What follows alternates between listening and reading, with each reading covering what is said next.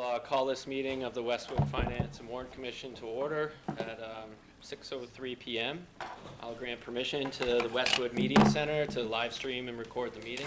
Is there anyone else that wishes to record the meeting? No. So welcome everyone. Welcome members. We have a bunch of presenters, as well as members of the public and press. We'll start with the Pledge of Allegiance. I pledge allegiance to the flag of the United States of America and to the republic for which it stands, one nation, under God, indivisible, with liberty and justice for all.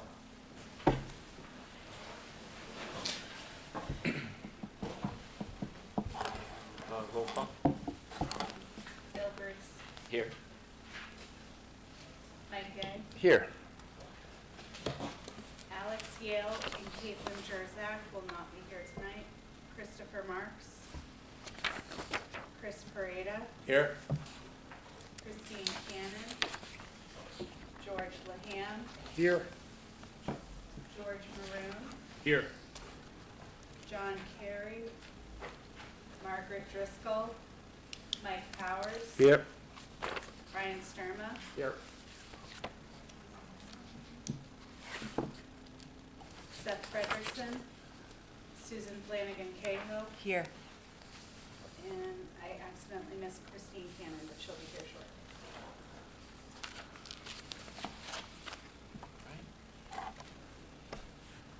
All right, we got a busy night, everyone. In a minute, we're going to start our presentations. How we're going to structure this is after each group presents, we'll let you guys, committee, ask questions, and then we'll open it up to the public for any questions. Not the one we did last week, No. right? Yeah. One quick comment I want to make is that during the last meeting, I mentioned that typically at the end, the select board, the FINCOM will talk and we will have conversations where we will close the public meeting. It is absolutely open for everybody to stay during those discussions. I was a little indecisive on my words. Everybody has the ability to stay. However, at that point, once we close the public meeting, it is only the FINCOM that will be discussing. It will not be open for any public participation. So, thank you. So that's how we'll do each section, you guys, then the public. We'll go through each piece, and then once we're through all of it, we'll take a little break and then deliberate. We're going to start with the education subcommittee presentation because they couldn't present last week, and then from there we'll go into our presentations. So I think Ryan and No, I can take it, Bill. I can maybe kick it off. step in for us last minute. Thank you. No, if you go to the next slide here. Do you want to stand If up? we have a clicker? I think a clicker. There it is. You want to put the podium? No, can I sit? I'll just prefer to sit. Yeah, you can stay there. You can stay there. Okay, so here's the subcommittee. It was chaired by Caitlin. She's not able to make it today. Christine's not here, so it's just George and myself, and I know we have Tim and Lemma here as well. So if I miss anything, obviously feel free to ask any questions. This kind of just describes the overall process of kind of what got us here today, of kind of the school committee meeting, presenting to us. We had our subcommittee meeting, and now we're here kind of talking and deliberating in terms of the key changes. I know Tim's already presented to us, so what I'm saying should not be any different to what was already discussed. Most of the, I would say, change year over year is due to salaries. We have a couple non-salary changes, but that's primarily out of, as you can see here, transportation, special education. I know we have two different percentages here, but the actual percent increase year over year is 3.52. And that's illustrated here in terms of the different buckets. As the top line is kind of the main driver, there's the incremental change year over year, 1.7, and then the non-salary changes, you can see the different buckets that kind of aggregate to that 3.52% change. This is just kind of illustrating the trending over time. This is kind of it broken out by charts. I would say that the main non-salary changes are in personnel. There have been some changes in terms of teachers in respective schools. I think there was an increase to a speech teacher in Thurston Middle School. There was an increase to a high school wellness teacher. But then there's also a reduction in a few other elementary schools. I believe it was Downey School, and then Tim, Yeah, there was a reduction, I can come. You can probably come up. no, There was a reduction each at Downey, Martha Jones, and And Buck- Sheehan, and an addition of one at Pine Hill. one addition and one at Pine Hills. That's exactly right. So those were the kind of the main drivers in terms of personnel. There illustrates it. Yep, we illustrate that right here in terms of, the addition and subtraction in terms of the personnel. I will say, we all have, a lot of us here have kids in the different elementary schools. So the reduction at Downey, Martha Jones, and Sheehan will have to be addressed next year, right? Those aren't permanent reductions. And I think, us as parents can kind of appreciate that this is a short-term, I don't want to say problem, but a short-term measure to fill needs, right, at the middle school and the high school in Pine Hills to be addressed in future years.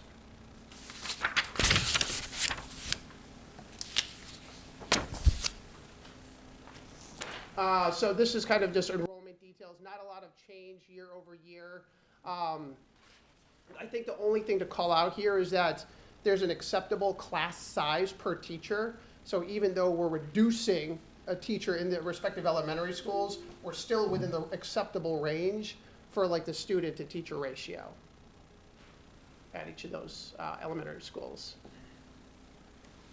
As it relates to special education, I think that was, if we go back to the chart here, the other big driver was special education at $230,000 increase year over year.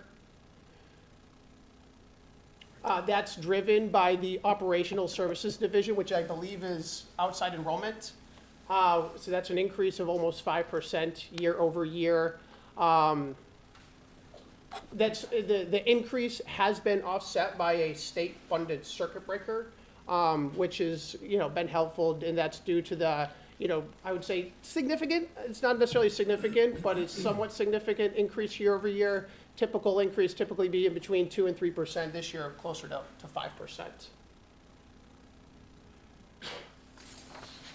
And this is the other outside of special education. I think we had a couple other buckets. Those other buckets here, we have increase in transportation and maintenance.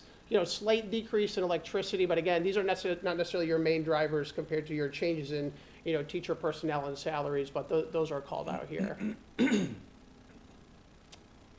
And maybe the only other thing I'd like to call out is small increase in terms of bus fees and sports. Again, up by 3% year over year. Capital budget, this comes out of the city's capital budget. It's not directly as part of the school committee's budget.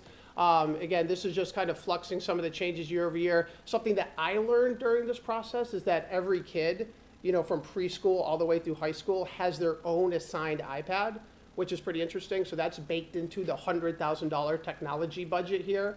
It's probably good bang for your buck in terms of, when you look at the total budget of millions of dollars, each individual kid in the town gets their own separate iPad included in that $100,000. There's a building improvement. I think there's a slight increase, $350,000 to $430,000. I believe that's summarized here on the next page in terms of the main driver.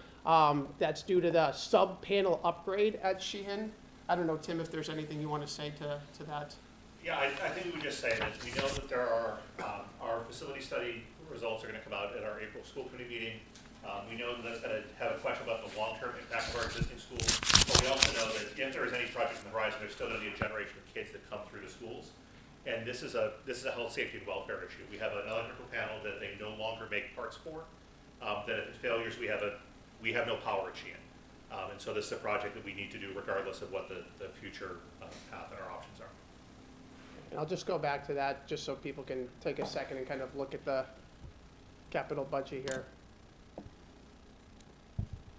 And future priorities. We're looking, I think there's going to be an additional, I think, preschool classroom. This upcoming year, there's going to be 2 preschools. There's going to be a preschool at the high school, then a preschool classroom over at Pine Hill. But I think, right, Tim, the goal is on a forward-looking basis to have a more permanent, just one, preschool area. Yeah, that's accurate. We are currently limited in the footprint of the high school with 3 preschool classrooms. We need to open a 4th for this coming year.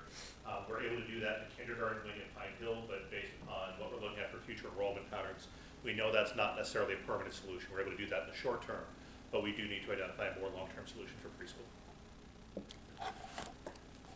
And then I think the others are pretty, self-explanatory. Additional mental health, trying to get a district data analyst, enrollment-driven increase in classroom teachers. I mean, I think that gets back to what I was saying in terms of the reduction in teachers in the elementary school to be addressed in future years, and utility costs going forward.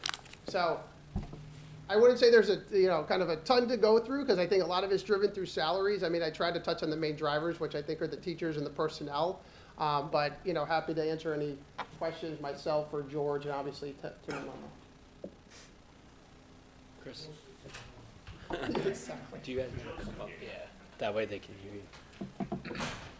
Ryan, could you go back to one of the first slides that has the bar graph that shows yeah, there you go. Tim, you probably talked about this when you presented the operating budget, but what accounts for the outlier in fiscal year '24? So fiscal year, that was prior to my arrival, but that was the year where there was a sizable increase in Chapter 70 funding that came in that year. I know there were significant cuts that were on the horizon that were presented initially in the budget. Kind of doing a post-analysis of that, I think some of our Chapter 70 increase was driven by the expansion of the METCO program into Pine Hill, how the impact on the overall enrollment impacted the calculations for Chapter 70, which is an enrollment-driven formula. That's Yeah, kind I of what agree. we've been I able agree to with that. ascertain. That was also the year that special ed went up by 14%. Is that, That is also correct, yeah. that doesn't account for all of it, though? No, it's, the reason that the budget was able to support a larger increase was because of the increased Chapter 70. The additional expense was driven to a large part by that 14% OSD number for outside Okay, tuition. and that points out how lucky we are that Westwood does such an excellent job at trying to keep our special ed kids in district instead of sending them out, because we're less sensitive to those increases. Bill, just to clarify Yep. something that was just said, the METCO program is reimbursed by the state. The town doesn't bear the burden of that. Yeah. So I just want to make that really clear. Yeah. It's not the microphone. I had some dental work done today, Yeah. my apologies. The METCO program is not, the town of Westwood doesn't bear the burden of that. It is a reimbursement from the state. I don't want people to think that because we have METCO, the residents are paying for it. Yeah, no, and I appreciate you making that point. What I would add to that is that in FY '24, the district actually benefited from 2 pockets of money with the expansion. One pocket of money was the increased METCO grant because enrollment increased. The other pocket of money was overall district enrollment increase due to an increase of students in the elementary level from the expansion of METCO. So we actually were able to get a double increase that first year. Right. You only get the single increase, you only get the grant going forward, but the grant is designed to be self-sufficient for our students, for our Boston residents. It was a sticky point, and I'm sorry for interrupting, No, Chris. that- It was a sticky point a few years ago, and I don't want anybody to think that the finance committee didn't follow through with that. That's a zero-sum game reimbursement, the grants versus the expense. Correct. Sorry, Chris. That's okay. Thank you for pointing that out. And just one other question. Do I hear you correctly that the preschool is no longer at the high school? So the vast majority of our preschool program is at the high school. We currently only have capacity for 3 preschool classrooms in the physical footprint of the building. We need to open up a 4th classroom based upon enrollment this coming year. So we're opening the 4th classroom at Pine Hill, but the other 3 are remaining at the high school. Okay, got it. Thanks. Thank you. Anybody else have any other questions? Either on the presentation or anything school-related, Or even capital the, questions for Sheehan or other capital? Yeah. yeah, or the capital. I think this group is good, so I'll open it up to the public to see if anyone has any questions for Tim and Lemma. I see no one moving. We're Good to continue on. Thank you both. Thank you all for your time this evening, appreciate it. Yeah, we're done. We just did that. No, we're done. Half the committee didn't even show up.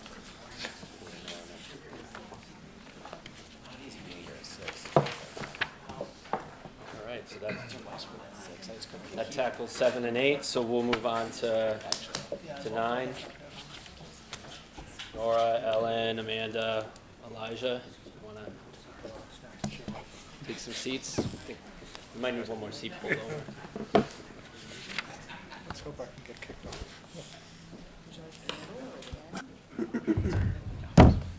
While we get situated, I forgot to mention in my introductory comments, and we'll talk more later, but we're not voting on every article tonight.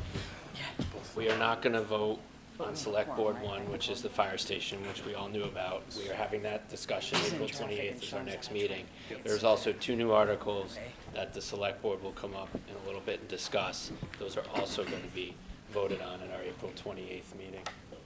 We just want to make sure you guys are aware. And we'll go, when we get to it, we'll go through which ones we're voting on versus not. But I forgot to mention that. Hi, The floor is yours. thank you. Piece of business, we need to call our meeting to order. So I hereby call to order the March 25th, 2025 meeting of the Westwood Planning Board. I believe we have a quorum. I'll just take quick attendance. I see Kate, Phil, and myself, and I believe our other colleagues are on the way, but we're a little ahead of schedule tonight, which is a good thing. So our first order of business in conjunction with your public hearing, we are continuing our public hearing for zoning bylaw / zoning map amendment articles for the May 2025 annual town meeting, continued from 3/18/25. Do I need to run through those?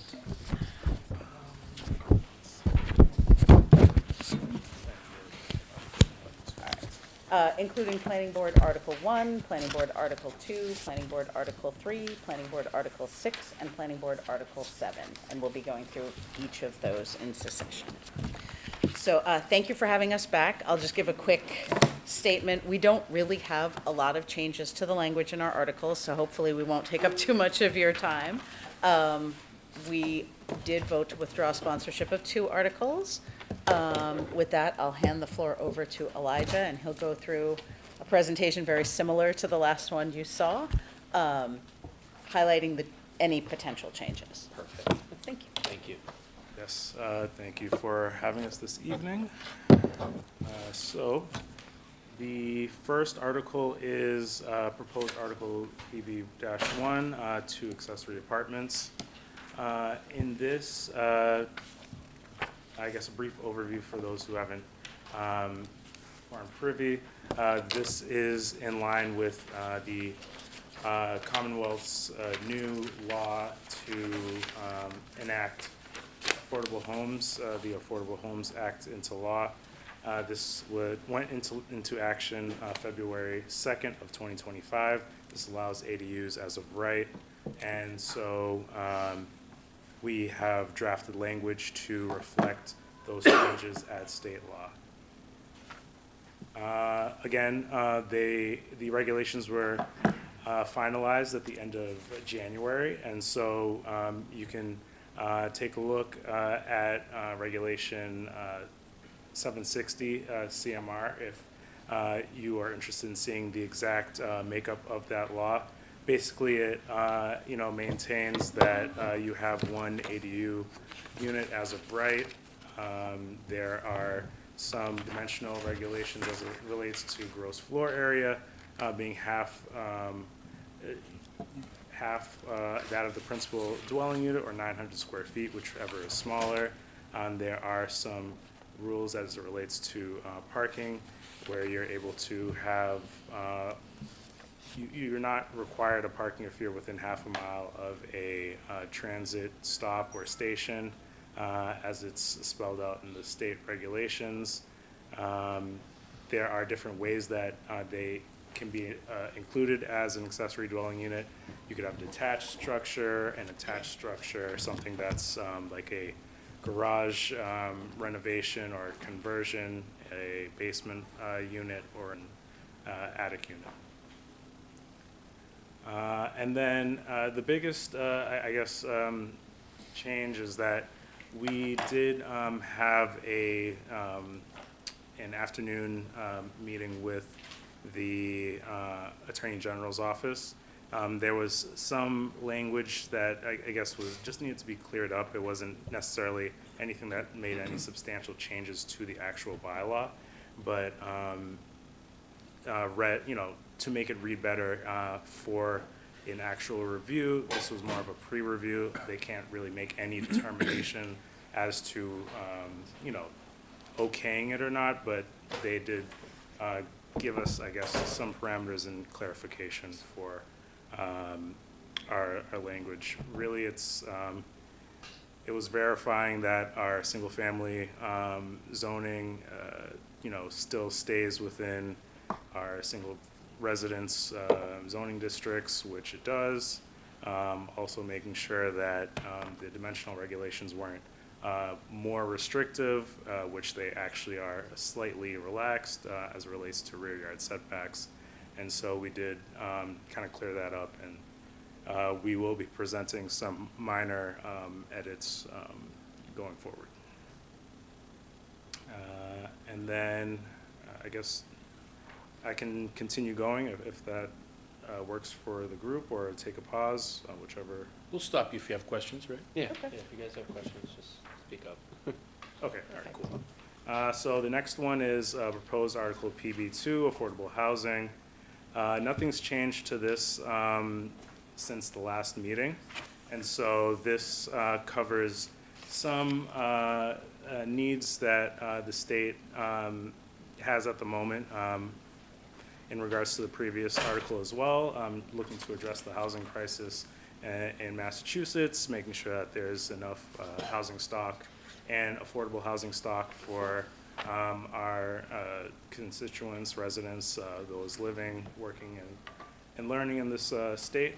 And so what we proposed was a little more affordability. So currently, for rental units, the affordability is at 80% AMI. That's not necessarily affordable to today's, living conditions and needs. So we thought proposing a mix of units would help in, giving people a chance to remain in the community, or have a chance to live and not have an exorbitant amount of their income spent on just housing. So we set a mix of 80%, 50%, and 30% affordable rental units. This is for the 15% of units that are already dedicated to affordability in larger housing units. So I can give a demonstration. So in the image to the left, there's 4 units currently that are at 80% AMI in a 25-unit building. 21 are still market rate. The proposed that we are doing is trying to add more of a mix. So there'd be 2 that are at 80%, 1 at 50%, and 1 at 30% AMI. You'd still have the 21 units at market rate. And we tried to work with a pattern to, add the affordability as you increase the amount of units. And so what that pattern works out to is if there are 10 affordable units that are needed in a building, say a building that's 64 units, 8 of those units are still 80% AMI. Then we have 1 that's 50% and another 1 that's 30%. So that's the proposal that we've had, and nothing's changed since the last meeting. Just wanted to do a quick overview. The third proposed article is to rezone the 216 to 310 Providence Highway, which is the Lambert's Plaza area. There haven't been any updates since then, This is really to bring this parcel in line with what it already functions, which is a commercial parcel. And so we wanted to make sure that that gave chance to the owners of that land to do any site upgrades that could help, which haven't been made. You know, in the future, if they do make any upgrades, that will definitely be able to benefit for stormwater and runoff, be able to benefit, you know, looking at lighting, if there's any issues with light pollution going off into other residents or things of that nature. So change from the last meeting, we did remove Article 4. As we had mentioned, that was a placeholder. And there have been no updates from the state as to needs to make any changes. So we suggested to the planning board to recommend removal of this article. No. Go ahead, Chris. One question, Elijah. Yes. Is the state still viewing us as conditionally approved? We're interim approval. Interim approval. Interim compliance is the term that they use.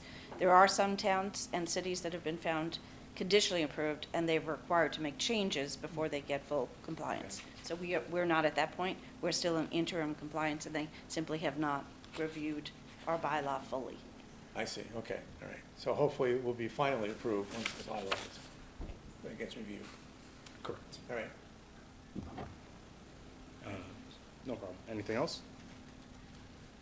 Back to the affordable housing, I think I asked a question, maybe the first meeting that we chatted about this, about comping the percentages compared to like other towns. Did you guys have a chance to do that in terms of, you know, maybe so like your Needhams, your Wellesleys, you know, what they're doing for these percentages? The vast majority of our core, our comparable towns keep theirs at 80%, fully 80%. So Westwood is taking a step forward in this direction and trying to make housing more affordable to residents. Okay, thanks.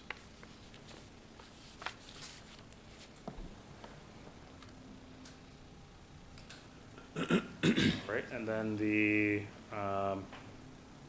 next article, PB-5 for the ARO district, that was recommended from the planning board for removal.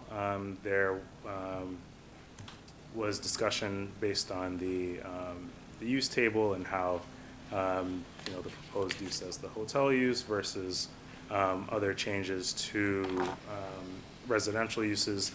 There was some discussion, and ultimately the board decided that they would remove that article.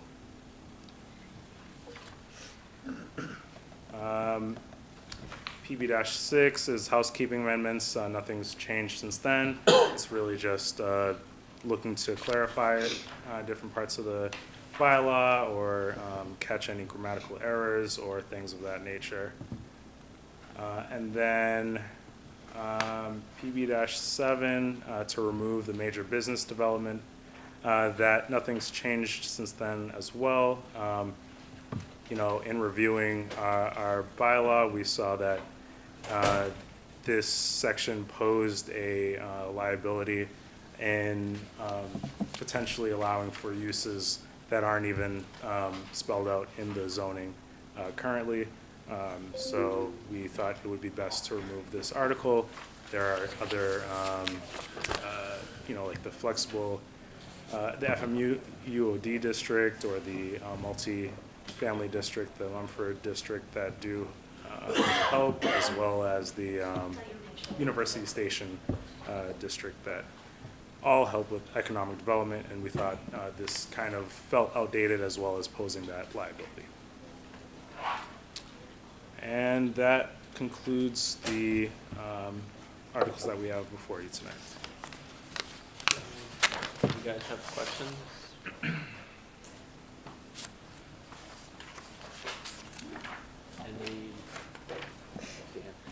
Any questions from the public around the planning board articles? If you do, just come up to the microphone. thank you guys for the Before- work, for coming out at the times, and for like laying it out tonight of here's what's changed. I think that's helpful for everyone. So the planning board does have one step to take. Yes. As Elijah mentioned in Planning Board Article 1, there were recent changes that were recommended by a representative of the Executive Housing and Livable Communities that will be reviewing these articles for conformance with the guidelines, not reviewing them on behalf of the Attorney General's office, but reviewing them on behalf of the Housing and Livable Communities. And she provided some comments, and Elijah and I and Town Council Pat Ahern met this afternoon and made some changes that we're recommending that the planning board make to this article. So the first change is in section 8.5.2, and it changes the applicability section so that that would now read accessory dwelling unit, protected use ADU, one protected use accessory dwelling unit, protected use ADU, shall be allowed in association with a legally existing principal dwelling or pre-existing non-conforming principal dwelling in existence within a residential zoning district on February 2nd, 2025, or which is proposed for construction within a residential zoning district in conformance with the applicable requirements of this bylaw as set forth in section 4.3.3.12 of the bylaw pursuant to the requirements of this section. For the purpose of this section, the term residential zoning district shall mean any zoning district that allows single-family units by right or by special permit.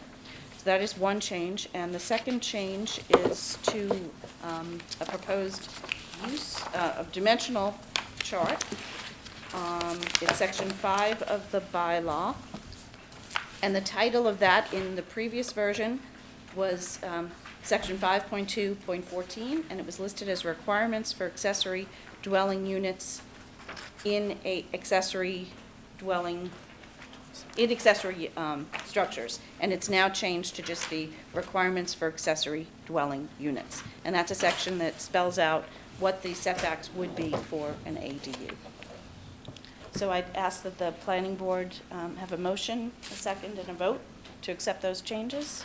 You would have to first have a vote to reconsider your recommendation to the FINCOM that was made at your meeting on March 18th.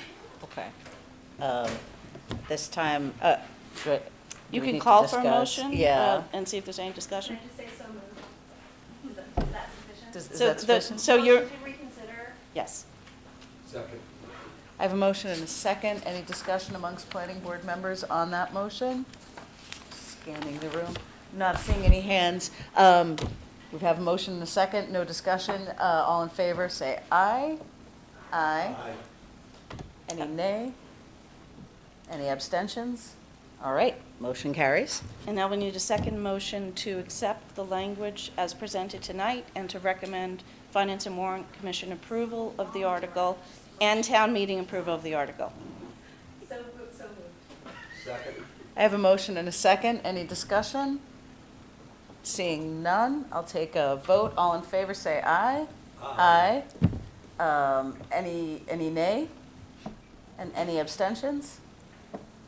All right, it's a unanimous vote. Motion carries. And then I'd like you to call for a motion to either continue or close the public hearing on the planning board zoning amendment articles. Do we need to keep it open at this point? You don't need to, but if you choose to, you can. You can continue it to your April 8th meeting, which will be at Carby Street, unless the open meeting laws are allowed, the remote participation is extended To beyond continue. that date. Do you have a recommendation as to whether there's a value in keeping the hearing open? I see no reason to keep the hearing. Okay. That's what I was looking for. At this time, I would entertain a motion to close the planning board's public hearing for zoning bylaw / zoning map amendment articles for the May 2025 annual town meeting.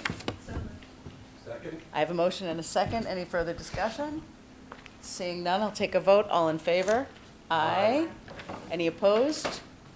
Any abstentions? All right, that motion carries, and our public hearing on warrant articles is closed. Or that updated word, I just want to make sure, is that in our packet? I believe it is, but I have copies right here, I just in just want to case. make sure when we It's on the read stuff OneDrive, later. Bill. Yeah. Okay, you know what, if it's in the OneDrive, we'll read off the Yeah. OneDrive. So just to confirm, I'm just understanding procedurally what just happened. So now before us is the article as amended. As amended, amended, And there are yes. going to be no further changes. There You're are done no now. further Okay. changes, and they've closed their hearing. So you have 5 planning board articles, all as discussed In tonight. final state. In final state, yes. When we read them off later, we'll make sure we read the updated ones off the OneDrive. And I have that printed with a note that says final, just to make sure. Thank you. Bill, one question. In 5.2.14, the chart that has a set bar, there are a number of footnote references. They are. Those are They the, haven't changed. they have not changed. Those are the existing footnotes that apply to accessory structures, so there are no So- changes to that. Those footnotes appear in the general bylaw. They do. They do, and they remain unchanged. So they, those footnotes apply to accessory structures, and so an accessory structure, whether it's an ADU, a shed, a garage, it all has the same setback requirement. Yeah, we have it. Thank you. We closed our public hearing, but I still have to call for an adjournment of our meeting, so, sorry. I would entertain a motion to adjourn. Thank you. I have a motion and a second. Any discussion on adjournment? Seeing none. All in favor? Aye. Any opposed? Any abstentions? All right, thank you. We're adjourned. Thank you. So much. Very much. Thank you. Appreciate it.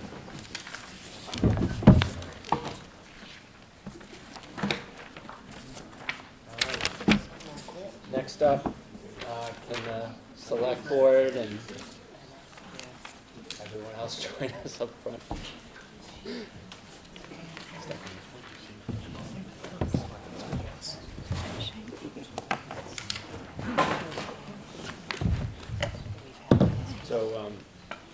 So Stephanie's gonna walk through the budget article. She's gonna level set on what's changed from last time, because none of this stuff, a lot of it's not new, there's just some adjustments. So she'll highlight that as she goes through it, but can answer questions on any of it as we go through things.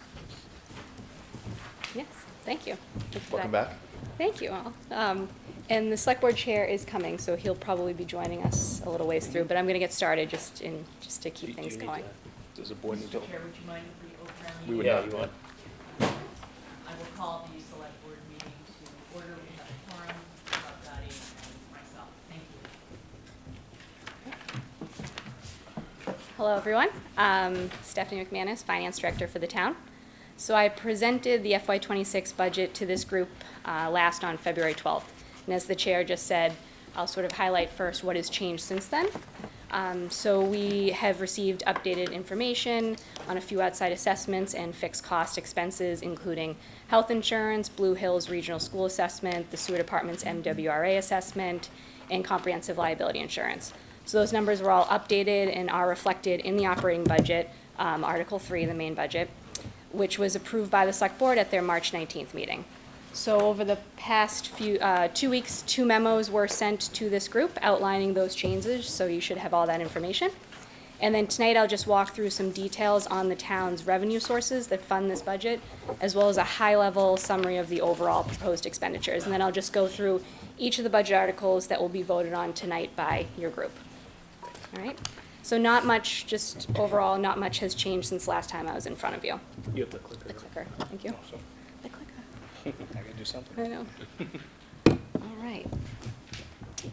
So the FY26 proposed budget has been under development since the fall. The Select Board's budget is drafted and then presented at multiple public meetings, budget steering meetings, FINCOM public hearings. Those financial articles then voted at town meeting, and once adopted, those articles are what fund the next year's budget starting July 1st. So detailed materials have been reviewed throughout that time, and any more information, if anyone is looking to do a deep dive into all those documents, they're all posted on the town's website. There are a total of 13 budget articles for this year's annual town meeting. Oops, sorry. You sure? Thank you. So I say this often, but the overall budget is a comprehensive plan that addresses multiple needs and provides for quality services and financial sustainability. So first, there is what we call the operating budget, or at town meeting, it's referred to as Article 3 or Appendix D. That includes the 3 largest pieces of that are the school budget. This year, that is a 3.5% increase over FY25. the municipal budget, a 4.9% increase, and then fixed costs, which is a 5.9% increase over FY '25. Next is the capital budget. We have the base capital budget, which is funded with free cash. That's for both municipals and schools. That's Articles 4 and 5. We then have the supplemental capital budget funded with free cash, meals and hotel tax, and other funding sources. Those are budget Articles 9, 10, 6, and 8. And I'll go through these in detail later, just as sort of a highlight overview of what's on for this year's town meeting. We then have what we call the liabilities and reserves, so our stabilization fund appropriation and our OPUB trust fund allocation, which are Articles 11 and 12. And then the additional capital article for sewer, it's a $500,000 MWRA, no interest loan and grant program, which is a great program the town has taken advantage of over the past couple of years. And then, which is Article 7, we have an additional senior tax relief via the Aid to the Elderly Fund allocation, which is Article 13 for $300,000 funded with free cash. Yes, Just question? a quick Yeah, question, sure. Stephanie. It came up recently, the OPED fund, are we underfunded, overfunded, or on target for, basically that's the retirement for the town, I believe? It's not, it's other post-employment benefits, actually not including the pension. So think things like health insurance for our retirees. All right, but we're level funded on that? Level, I do have a slide on it. Do you mind if I go through and maybe Yeah. sort of, we can even take questions at the end if that works. I'll go through this and then go, yeah. Yeah, that's fine. So the annual budget determines how and where available funds will be spent. So the revenue sources must balance out with the expenditure side. So for FY '26, that total amount is $130.1 million, a 5.9% total increase over the prior year. And just listed on that chart are the main sources for our revenue budget, which is taxation, state aid, sewer enterprise fund, local receipts, available funds, meals and hotel tax, and free cash. Thank you. I'll do it, Chris, hold on. So the property tax revenue makes up 80% of the town's overall revenue budget and is therefore the town's main revenue source. The tax revenue supports the operating budget. That revenue is limited by Proposition 2.5 requirements, which limit total property taxes a community can raise by 2.5% plus new growth.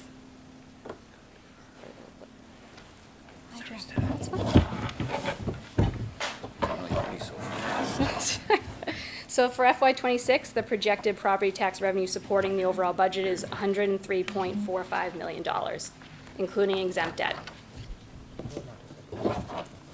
You've seen this chart a number of times, I know, but just put it up there and I'll just quickly highlight. So the levy limit is the maximum dollar amount a community can levy in any fiscal year. It's calculated through a formula-based process. Starts with the prior year's levy limit. You add 2.5% as allowed an increase under Proposition 2.5, and then add new growth, and then exempt debt, which gets you to the total levy capacity. And I only highlight this tonight to show that the FY '26 budget is utilizing the full levy of $103.45 million. Other funding sources. There are a number of funding sources that support the base capital articles and additional capital and financial articles. So free cash is the first one. It's essentially the town's retained earnings. The Department of Revenue certifies that amount each year in the fall. So as of July 1st of 2024, that amount was certified at $14.3 million. And once certified, those funds can be appropriated at town meeting. We then have meals and hotel tax.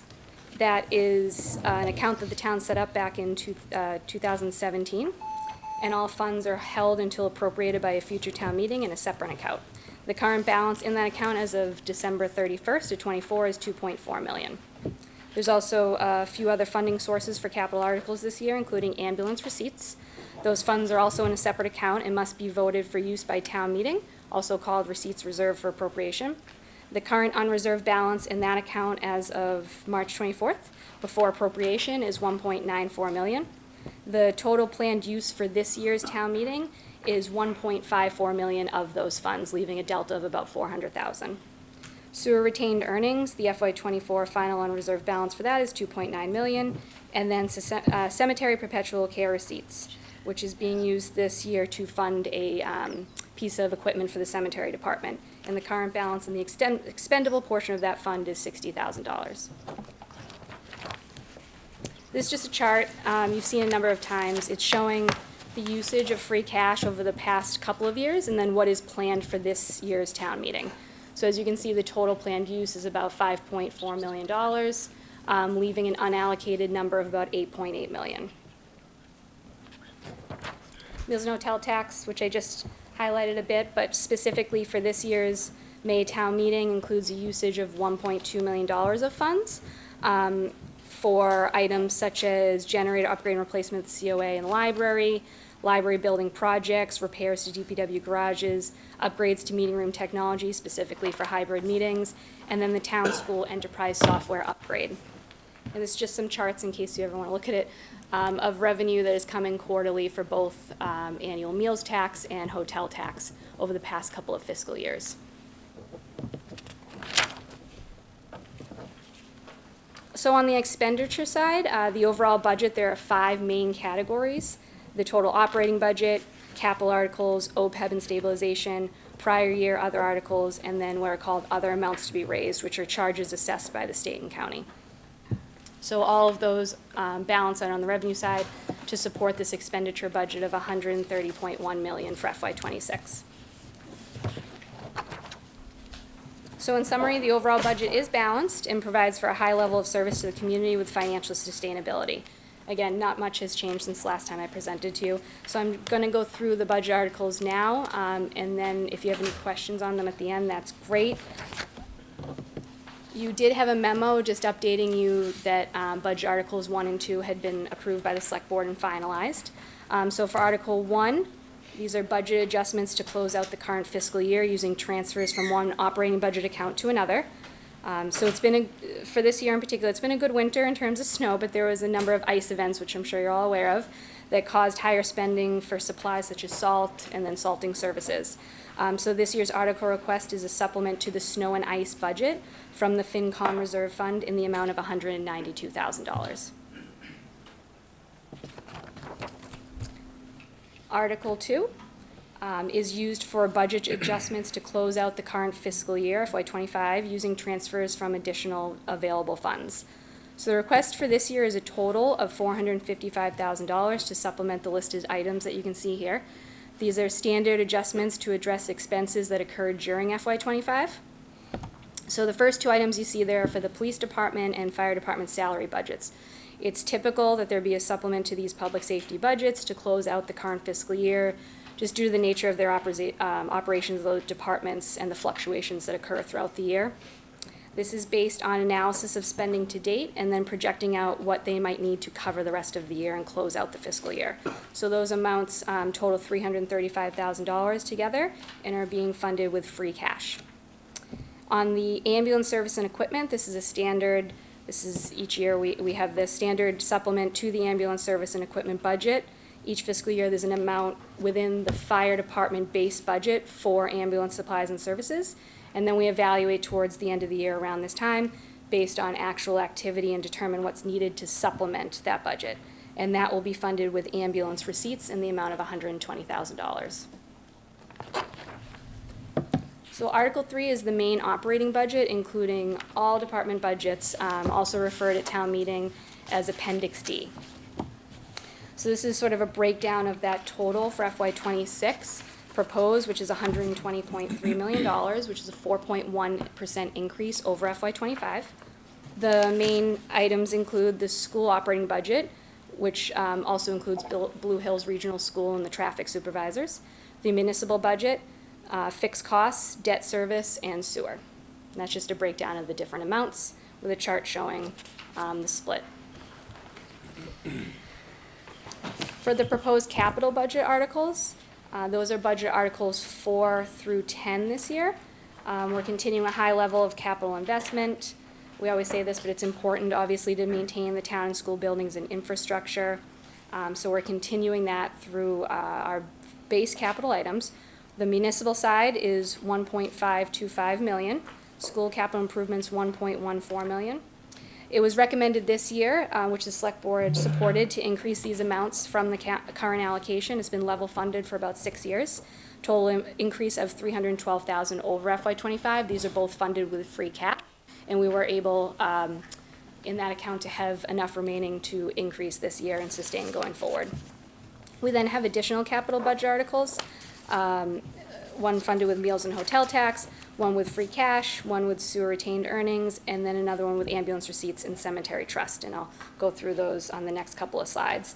As well as an additional capital article for our sewer MWRA program that we utilize. It's $500,000. 25% of that is a zero interest loan, and the rest is a grant.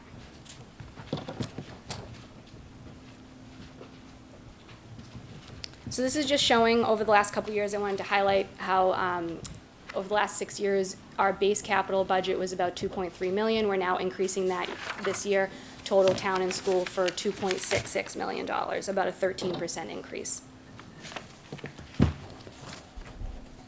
This is the base municipal article. I am happy to take questions at the end on any of the items you want. I know I've presented this to you a few times, and your subcommittee went through them. So this is a list of all the items that is being requested for the FY26 budget for the base on the municipal side, for a total of $1,525,000 being funded with free cash. On the school side, I know they already highlighted this. It's a request for $1,140,000 for the school base capital items, and that is also being funded with free cash.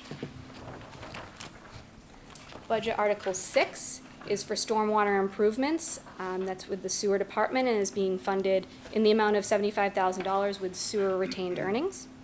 Budget Article 7 is the sewer capital borrowing. We call it borrowing. It's for the inflow infiltration program, but the good news for this one is it's a zero interest loan and a grant program. Budget Article 8 is additional capital improvements. That is for the fire department and the cemetery division. So the first item there is for a piece of equipment for the cemetery being funded with cemetery trust receipts. And then the next two items are for the fire department being funded with ambulance receipts. So these all have their own dedicated funding sources. Budget Article 9. This is a list of items throughout the town, different projects, different departments, for a total of $1,252,000 being funded with meals and hotel tax revenue, so no tax impact on that.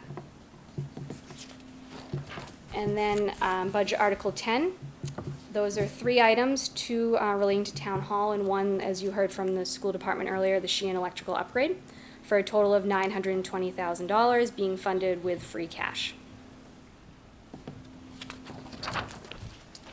Budget Article 11 is the annual appropriation to the stabilization fund.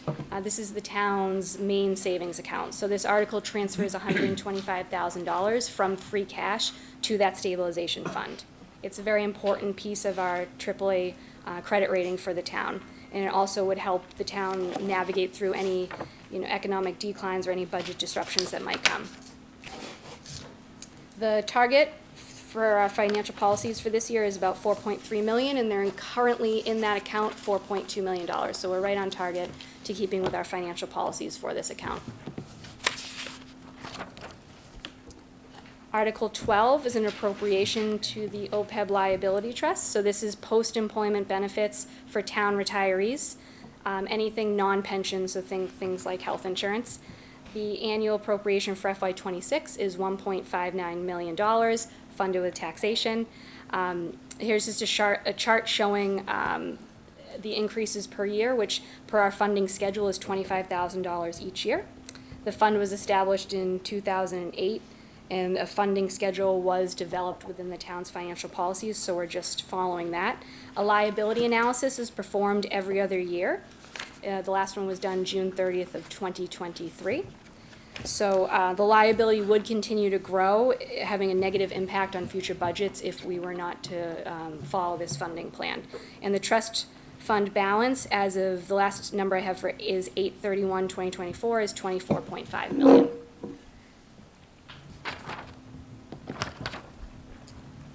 And the last article I have to present on tonight, Article 13, is an allocation to the Aid to the Elderly Fund for senior tax relief. It's in the amount of $300,000, a one-time appropriation funded with free cash. So this program provides assistance to eligible seniors throughout town for tax relief. It was established in 1999. We allocate approximately between $80,000 and $100,000 per year to distribute to approximately 55 senior residents who are eligible through the program. In FY24, the payment was $1,500 per recipient, just to give you an idea of what that looks like. And that's the end of that. And I did attach, just for your reference, Article 3, the Appendix D that you'll see at town meeting, in case you want to go through that at all or have any specific questions. That's just lifting the whole Appendix D as it would appear at town meeting.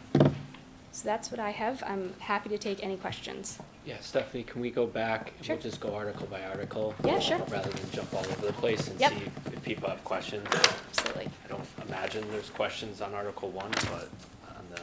Could be. Nice, but I'll ask.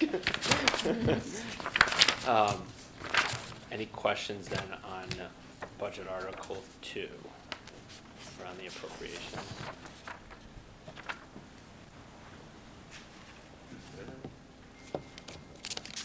How about Budget 3 on the overall operating budget?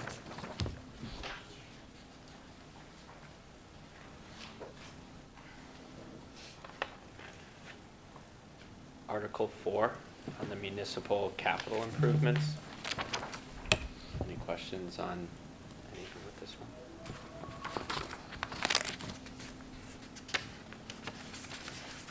I guess my only question is just highlighting the police radio infrastructure at $95,000.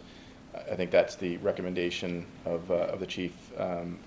We were very disappointed that the grant fell through for the joint call center. The work that they do to find those grants is amazing. My only question would be, is this sufficient? And again, since the chief is recommending this, I believe the answer is yes, but that's one that I want to make sure the infrastructure for the town is at the level that will make everybody safe. And this is an annual appropriation. It's not just this year. Yep. This has sort of been building up for that radio infrastructure Yeah. annually. So yes. And one quick thing there is to call out that this is a capital item. It is an annual, but it has a limit, right? So this is effectively like a handful of years, and then it's over, and that's why we're putting it in the capital as opposed to operating. Yes. Great. Mike, what sets that limit? What establishes the limit? Or I don't know who that question. Of the number of years before Yeah. it has to move over to operational? Yeah, I don't know the answer to that. What do you mean move over operational? So in other words, when we're building. I more so meant with capital, you can carry it over from year to year, whereas operating is just for a certain. So this would be for radio infrastructure improvements, which is a capital item. Sorry if I answered that. Yeah. But it's a recurring thing? This up to a item has limit? been on the capital plan for the last couple of years, yes, as an annual allocation. I'm asking if there's a limit to how many years. George, it's a specific project. Yeah. So until we reach the target amount, is that what it? That's it. Got it, Yeah. okay, all right. I think the reason I call that out is because, it's always interesting whether it should be capital or operational. And this, from what I understood, is this has an end date to when we wouldn't need A this. project of sorts, not just yeah. Exactly. Not buying small pieces of equipment each year or like supplies in the Correct. operating budget. Correct, yeah. And again, the chief came in and talked to us about this, so I feel good that this is the appropriate amount. But, I want it all tomorrow, but it doesn't really work that way with radio infrastructure. You wanted it yesterday. Yeah, exactly. I just want I want my cell to work on Weatherby Drive, but that's a different issue. It's a different infrastructure. I know. Actually, Bill, can we make a comment? Stephanie, if you would, can you go back to that chart that describes how the tax levy is computed? Oh, okay, sure. I want to point out something that I've been looking at that chart for several years. Yeah, sorry about that. And you do an excellent job at explaining it, and thank you very much.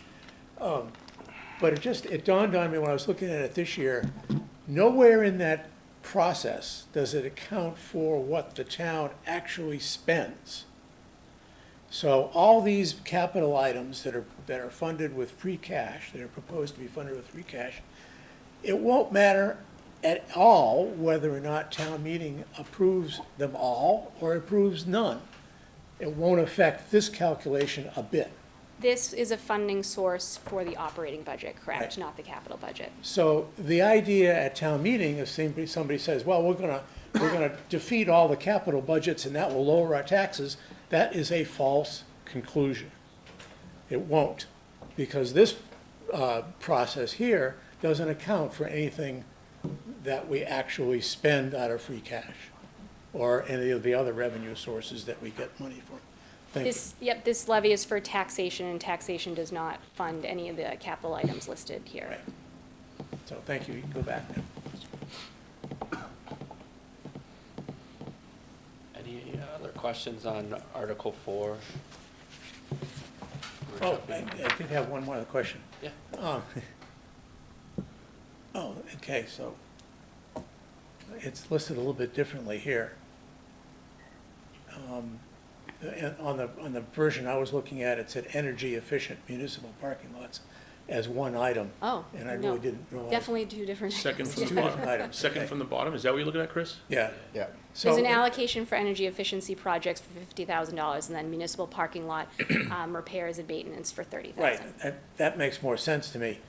But what is energy efficiency projects? These are projects that, we have an energy efficiency manager in town, and he finds different projects throughout town to upgrade, whether it's a lighting upgrade or Okay, all energy right. efficient projects, and he uses this as a funding source for those. Okay, all right, that makes more sense to me. Thank you. Yep. I know this, should I skip over 5, the schools? Well, I'm just Oh. curious, if you could just quickly explain. Yeah, I of course. see, oh, sorry, the 5, I was on 5 for the next one. Where it says this is the annual base capital for schools, I'm guessing this is sort of a standard yearly thing. Is that why the Sheehan electrical Is on project is on additional. different? Yeah. Correct, yep. Okay. We keep the base articles as the reoccurring projects or to fund vehicles, things that come up each year, and then those additional capital articles we set aside, and they're funded separately, and they're for larger one-time projects. Okay, thank you. Yep.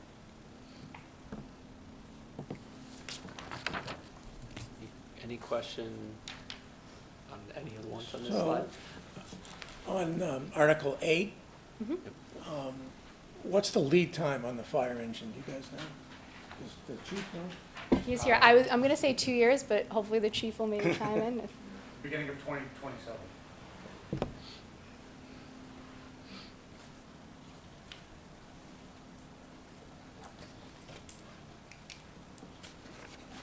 And maybe for that, we're approving the $950,000. However, that isn't spent until receipt. That's correct, Got it. So this gives us approval. upon delivery. But we have to have the approval in order to order, and then the order is placed, and then in 2 years, we actually move forward and spend. Correct. Great. Any other questions? Anything on Article 9? I know we talked about it before, that enterprise software was really critical because we're using stuff that's basically not supported anymore. They stopped supporting, I believe it was in 2015, the current, it's called SoftWrite. It's a fund accounting system that we currently have. So there's been no upgrades or, the base things, we can't upload through it, we can't upload documents. So it would be great to have a system that's in today's world with upgrades to. I'm not laughing. I know they discontinued it. That's so totally antiquated software. So we would love to have an upgrade there. I think it would be very beneficial to both the schools and the town. Yeah. Just a little security thing, too, that makes sense to have Yes. up-to-date software. Absolutely. Security an issue? Any other questions? Article 10. That's where that Sheehan electrical upgrade is, the one time.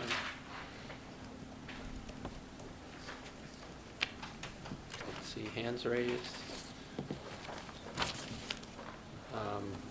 11, any questions on the stabilization? Or 12 on OPEB? Nope. So I look at Budget 12 as how the town fulfills our commitment to our employees. And as Stephanie says, this is essentially the town's commitment to continuing to fund a town retiree's health insurance going forward after they retire. And this is the unfunded liability portion of that, yes. Get to that. Sorry. So how much health insurance will cost in 20 years is an actuary's nightmare. So there is an amount that some scholarly person, more intelligent than I, has said, this is how much the town should have in its bank account so that commitment to its town employees is fully funded. Right?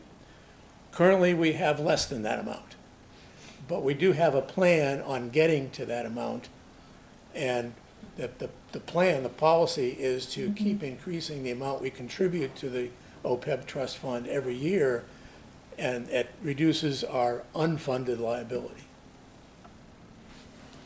Right now, there's no state requirement that the town completely fund OPEB.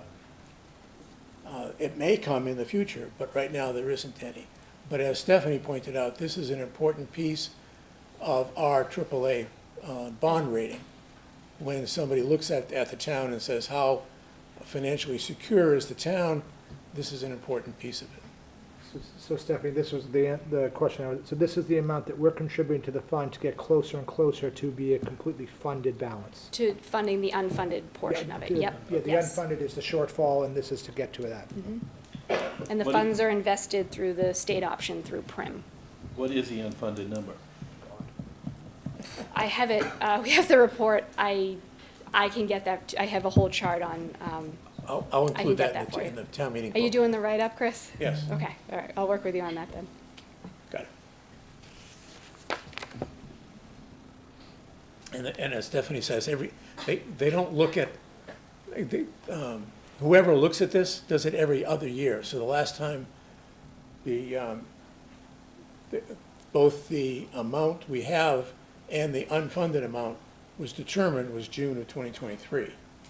So a little, by the time town meeting comes, we'll be almost 2 years behind. But that's the most recent numbers we have.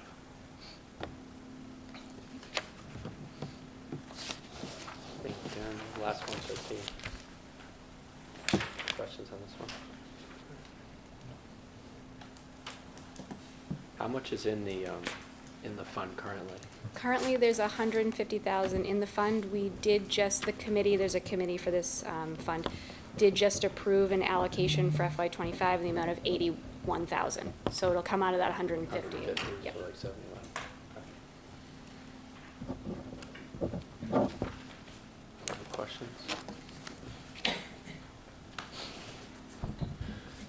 Well, thank you, Stephanie. Great. Thanks Thank you all for very much. all your work the last few months to keep us No, updated thank you on all this. very much. Balance it and to rebalance it. So thank you. It's a fun game. A few times. Okay, thank you all. Thank you. Nice job, Steph. See you next. Open to public on these? Oh, yeah. Actually, before you go, I think we. Sorry, I forgot yeah. about that. Yeah. We should open it up to public. Oh, of course. Seeing this as an open meeting. If you have questions, come up to the microphone, state your name and your address, and then you can ask questions of the FINCOM or Stephanie. Correct. Ada, yeah.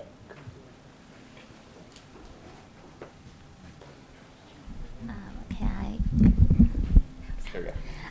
hi, I'm Ada, 73 Patrick Drive. Last name? Zhong, actually it's Zhong Shaoqiong, yeah, but call me Ada, yeah. Thank you. So before I share my public comments, am I required to get it approved by someone here first? Because during last night's select board meeting, I submit a public comments through the Q&A feature on Zoom, but it wasn't read aloud. I'm wondering if there is a regulation or rule I'm unaware of.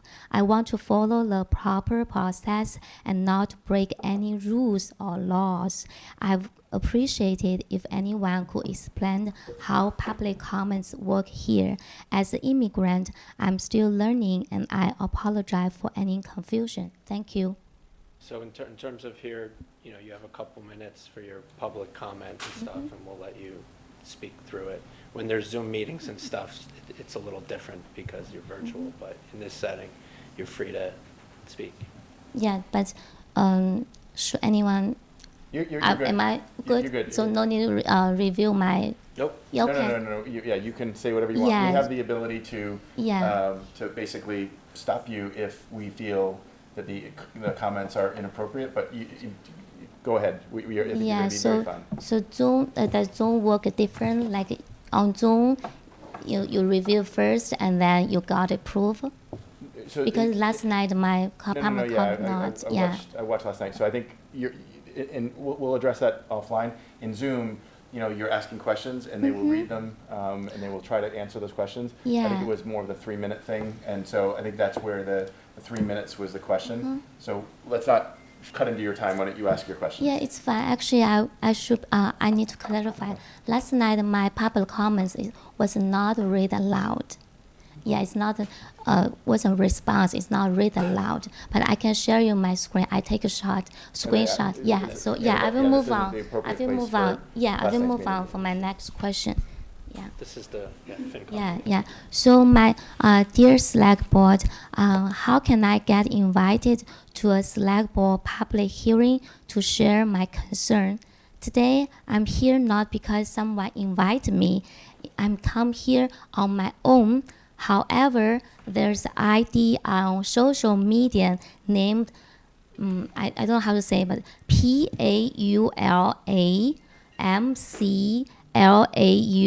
PAULAMCLAUGHLIN, maybe Paula Mac. Yeah, I don't know he or she.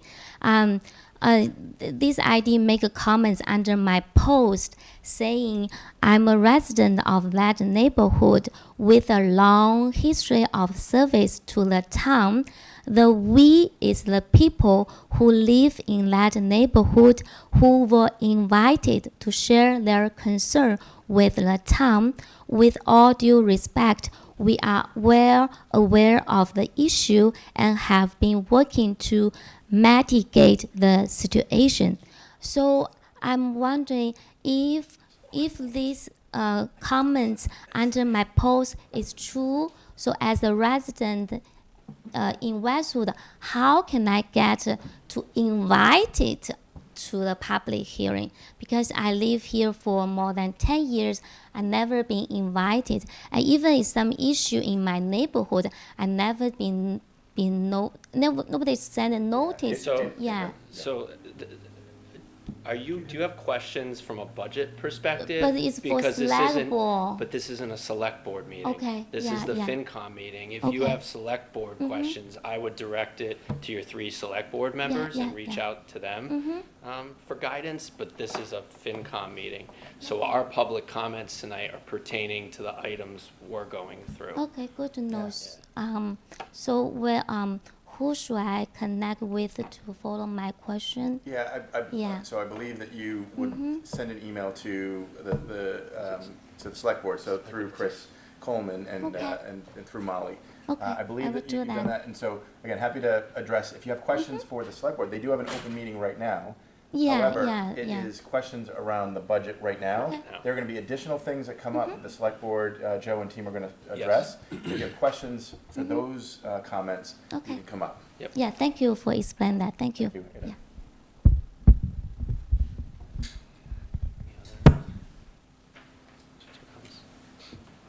See anyone else getting up? So thank you, Stephanie. Great, Thank you. I'll be here. Ask the rest of the select board to come up, right? One more chair. So we're going to go through the rest of the select board articles we'll be discussing tonight, which does not include the FS1 article, so we won't be discussing that. And then you're going to give us, I believe, an update on 2 new items from last night, which, to give us a preview, and we'll be discussing that along with FS1 at our April 28th meeting. Welcome.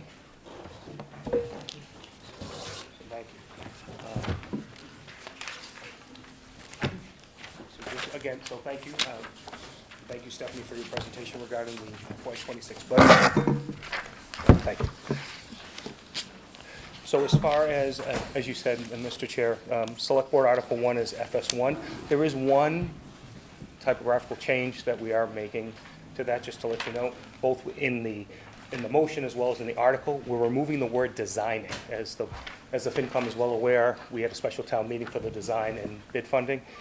So we did catch that from after our last meeting. So Okay. just want to let you know of that change.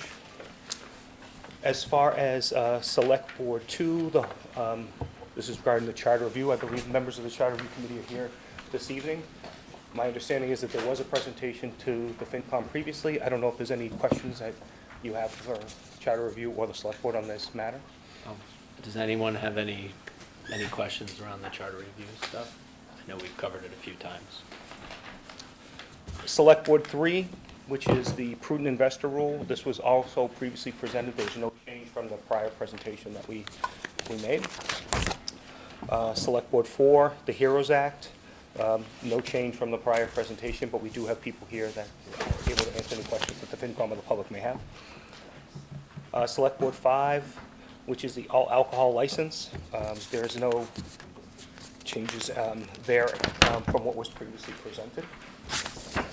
Select Board 6 and 7, just going to ask Town Council, he wanted to just provide the FinCom with a brief update on Select Board 7, but if you could just talk about Select Board.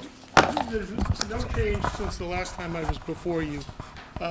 We've got an agreement for Select Board 6 with the property owner. We're still working on an agreement with number 7.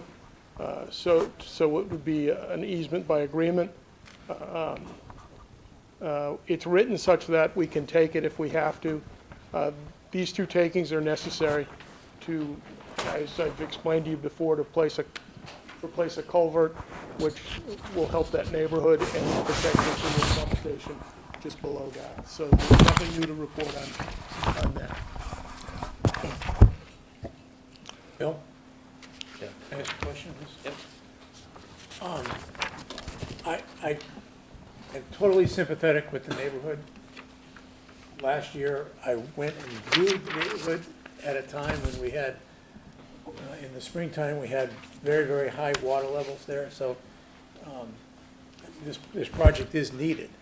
I'm just curious, for the culvert that's on the top of that middle chart, the one that is essentially on a driveway, do we know who installed that? Was it the former property owner or was it the town? I don't know that, Chris. I'm sorry. My only concern is that it looks like we're spending municipal money to improve a private driveway. I don't think we're trying to improve a private driveway. We're trying to improve a culvert, which will protect the neighborhood in this pump station. So I understand that argument, but if the town didn't put that culvert in, why should the town have to pay to replace it? is Todd here? Yes. I defer to Todd. Thought I wasn't gonna have to say anything tonight. That's close. That's close. First FinCom, I was so close to leaving 2 minutes ago. I will say, Chris, to answer your question, everything is downstream that impacts everything upstream. Right. So for us to have the ability to absorb this driveway and this portion of this driveway to increase the culvert size, it would be critical to everything going backwards. I understand the hydrologic argument. My question is, who put it in the first place? Oh, And that's the person that should be required to enlarge it. There's a lot of those questions that I wish I had the answers to, that I get phone calls day in and day out, going back 20, 30, maybe 50, 70 years ago. I don't have that answer, nor does Pat, but what I will say, it's critical for us to do this. We've had great communication thanks to Town Council, Pat Ahern, and this is a big component of the success rate of that project, so. Maybe if I can ask a different way, is the driveway that's there, whenever that happened, was that permitted so long ago that we just don't have that record? I would say confidently, yes, yeah.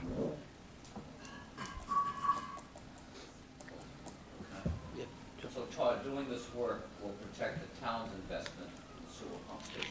Of course, yeah, it's the sewer pump station that, selfishly speaking, and even from the town's investment standpoint, but obviously it's the direct abutters in that entire neighborhood. Once the pump station goes down, we're dealing with that entire Conant neighborhood that potentially could lose sewerage and a lot of other things. So this is a critical project.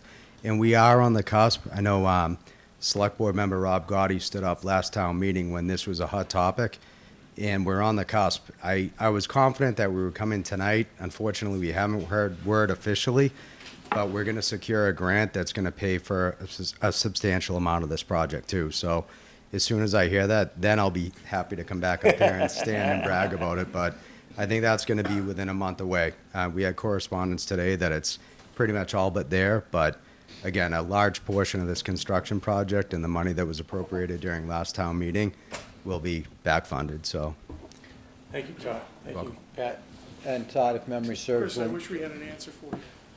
when we approved the allocation last year, if I remember, the grant will cover like 75 cents on the dollar of what this is costing. Is that, do I remember that correctly? Yes.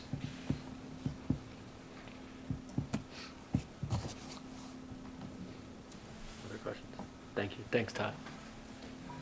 Select Board 8, which is public employees direct bank credits, direct deposit. There's no change from the prior presentation on that. Select Board 9, which is the TIF, and we do have a brief presentation for FINCOM and some information that Nora Lockney is going to discuss.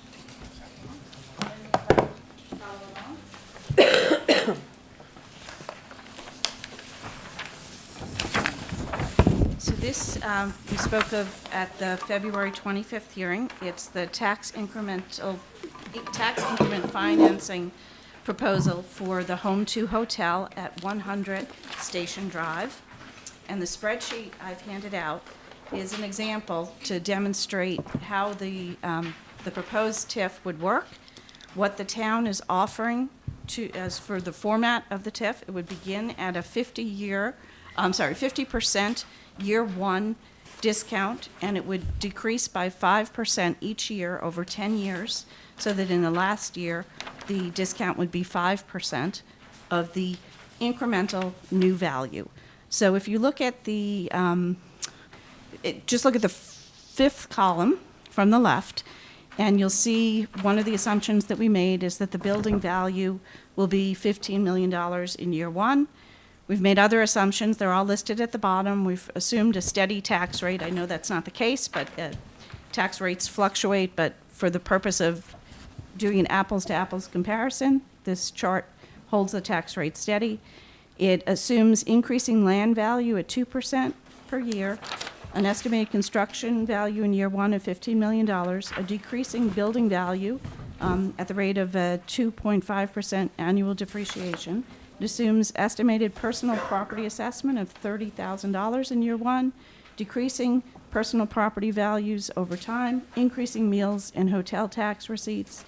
Estimated meals and hotel tax receipts are estimated at $350,000 in year one, but we are expected to see the hotel come online mid-year, so that's cut in half, and then estimated commercial building permit fee of $12 per thousand, which is our current fee.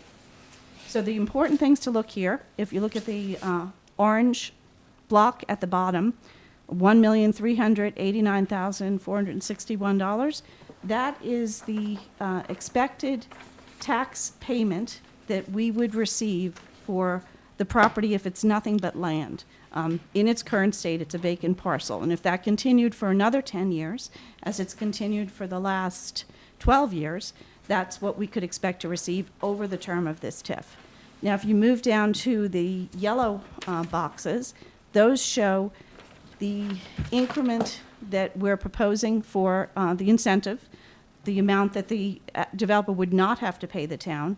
It's shown in each year for the 10-year period, and that amounts to just over $1 million. And then if you move over to the green numbers, those show the value today, the tax payment today for land only in fiscal year 25 would be just over $94,000. Next year, $96,000. In the first year of this TIF program, if it's approved, that would jump up to almost $300,000.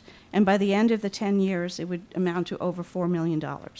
So for allowing a discount of $1 million, we're able to move the value that we receive from this property, from taxes alone, from $1.39 million to $4.265 million. And then if you add on to that the last 3 columns, you'll see we've accounted for hotel and meals tax and permit revenue as well. And those just add to the value. So at the end of the 10-year period, if the TIF is approved and this company is able to develop the hotel, the Homes 2 Hotel at 100 Station Drive, the town would actually see over $8 million in revenue compared to that $1.389 million that we would receive if the TIF does not go forward. Yes?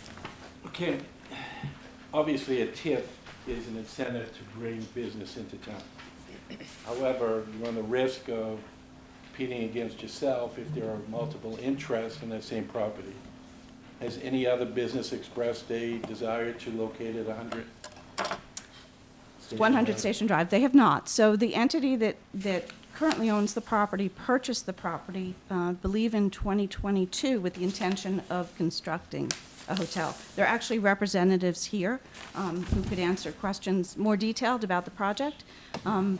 But they purchased the property, and due to changes in the economy, supply chain issues, and increases in material cost, the project was put on hold. They're now at the point where they believe they would be able to begin construction this fall if a TIF was granted to allow it to be more fiscally feasible. So I'll point out that they purchased the property at the value before these changes in the economy affected the supply. Okay, thank you. If we didn't approve the TIF, then would they still start? And if so, when would that be compared to that August timeframe? So the representatives are here, Stephen Schindel and Paul Oliveira. They could answer that better than I could, but it's my understanding that they would not begin the project without the TIF, that the TIF is an important part of the pro forma. You can come up here. Yeah, you can come up to the mic.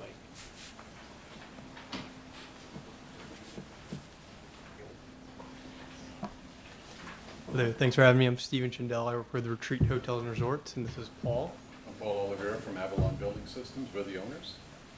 Yeah, just to reiterate, due to recent cost increases, both from a borrowing perspective and a development cost increase, that's kind of what put us on pause for the last couple of years. We believe this TIF, if we're granted this TIF, it will give us the opportunity to pursue our development. Currently, where we're standing, we proceeded with design, and our goal to get constructed by the end of the year if we could be granted the TIF. And what is your kind of market research showing in terms of like supply and demand? I mean, I'm sitting on this now for kind of like a year now, and I keep on hearing hotel here, hotel there, hotel here. It's just hard for me to imagine like hotels are in such high demand, right? And we have a hotel, I think it's right behind Not Your Average Joe's, kind of right in that area. I think it's a Marriott. What does your research show in terms of kind of supply and demand? Like, I mean, obviously you think it's a profitable business. You want to put it here in the town of Westwood, which we appreciate. But I'm just curious on what your kind of research shows from that perspective. I'll go. In the immediate area, there's a strong demand for a new hotel. Westwood only has one hotel.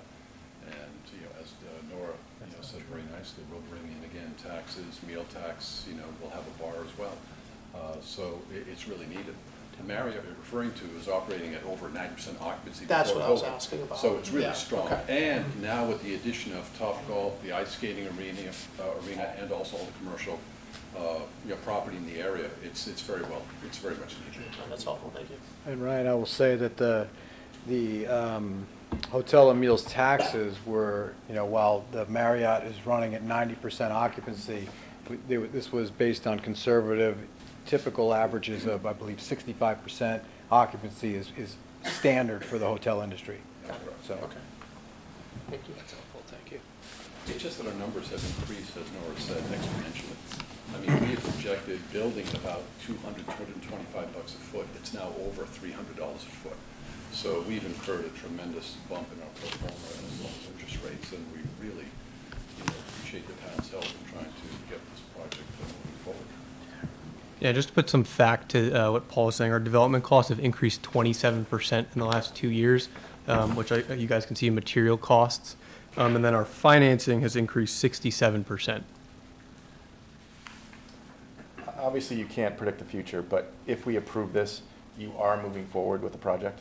It's our intention to move forward, yes. You are moving forward? So currently where we're at is we're in our construction document phase, so our goal is to be ready to go if the TIF is granted. Great. And from a future demand standpoint, down the line, when the Dana-Farber proton therapy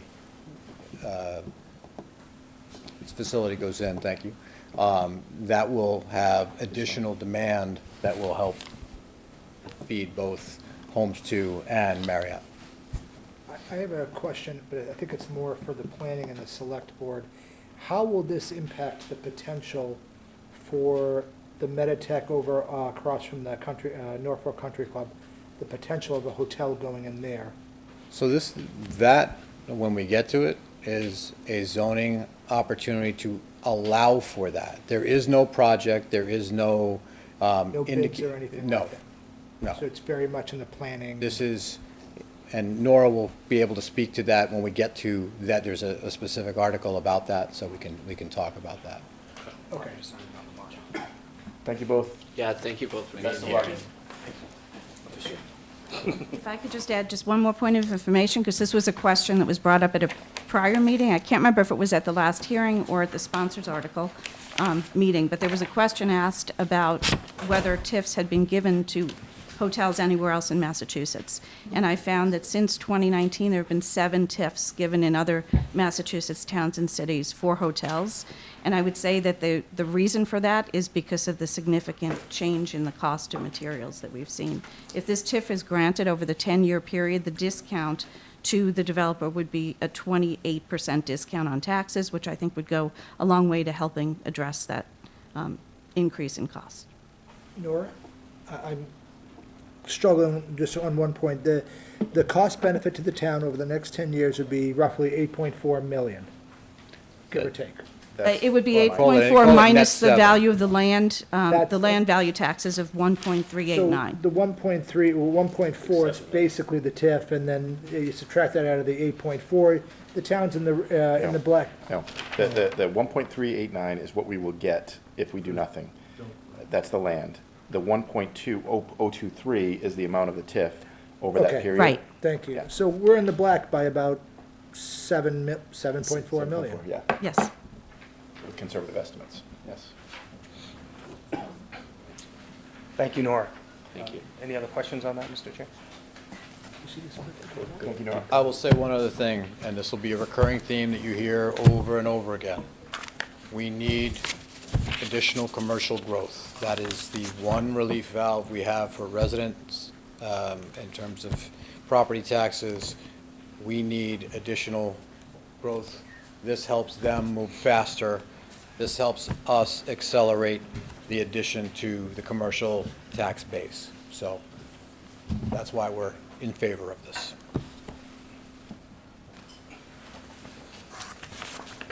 Select Board 10, at the Select Board's meeting on March 24th, that article has been withdrawn for the May 25 town meeting. Mr. Chair, as you indicated at the beginning, there was actually 3 articles that the Select Board added. 2 were added at their March 19th meeting, and 1 was added at their meeting on the 24th. These 3, as I understand, will be presented to the FINCOM at your April 28th meeting.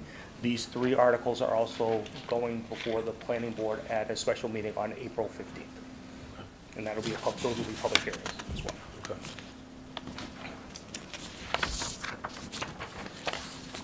And then we have 1 remaining miscellaneous article that the board will be discussing during their April meetings.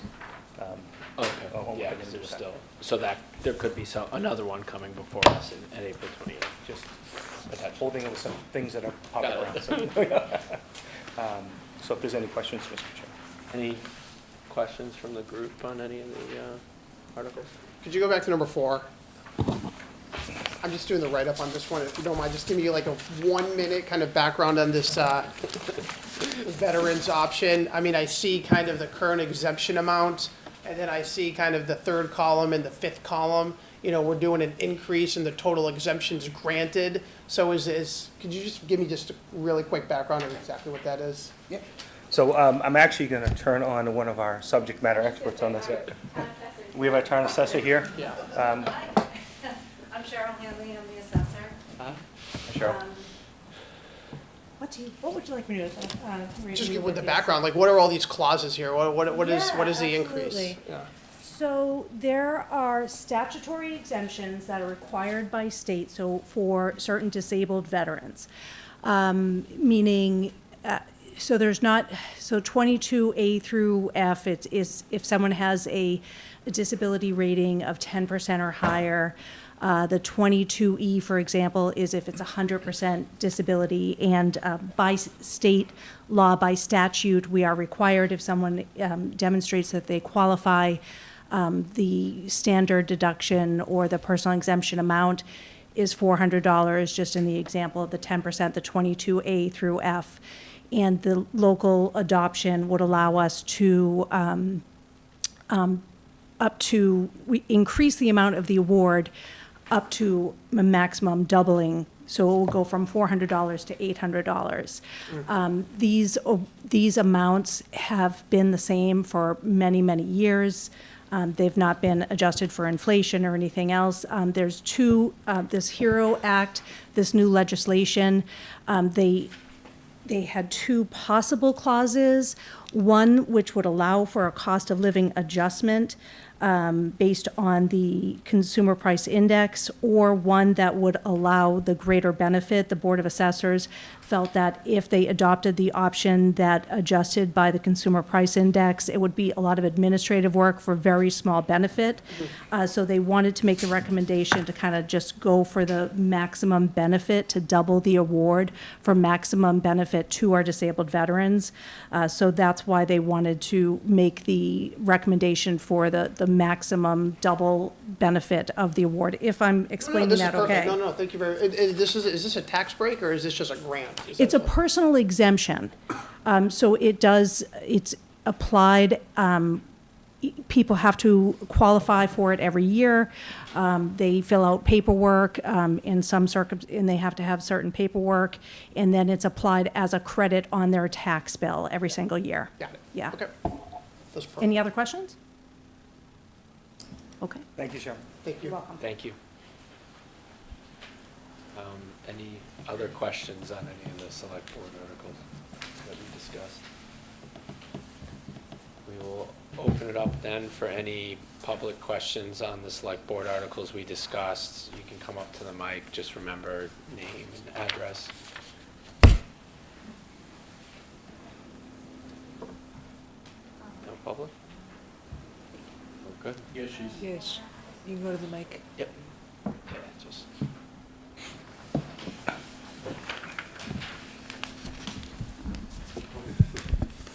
May I ask a question? Sorry, Yeah, again, name name it, and yeah. address.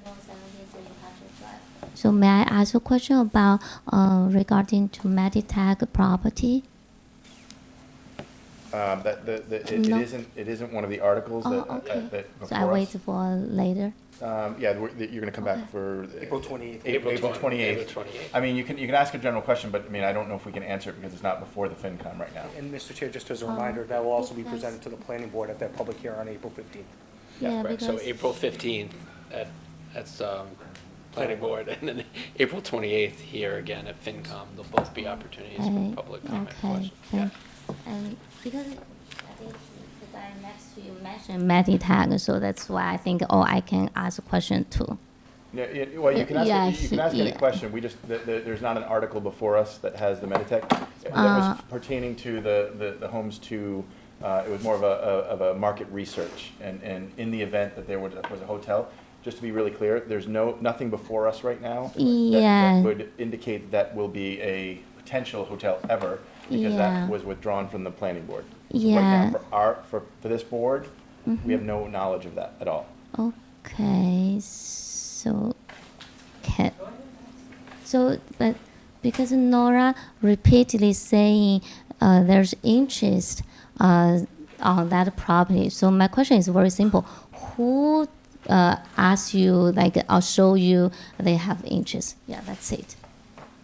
Yeah, very simple question. Yeah. So I Yeah. guess the question is there currently interest on the She Meditech said property? yes, if I so and 3 entity, right? So who are they?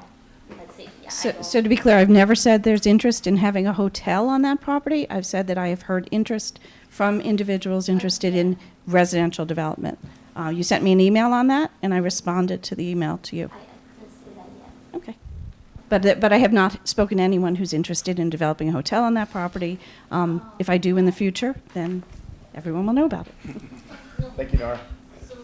So nobody is interested in building a hotel there.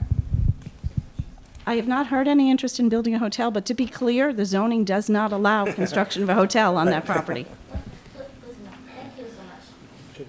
Thank you. Chris. Chris McEwen, 7 Lorraine Road, and like Todd, I didn't think I'd be speaking either, but I'm the chair of the Board of Assessors, and I also happen to be a veteran. But as they say, for the grace of God, I don't qualify for any of the exemptions, but I want to hand this to the gentleman who's doing the write-up, because this will really help you out explaining what all those are. Our assessor did a great job, but this explains who's eligible for each of those. Thanks, Chris. Thank you. And thank you for your service.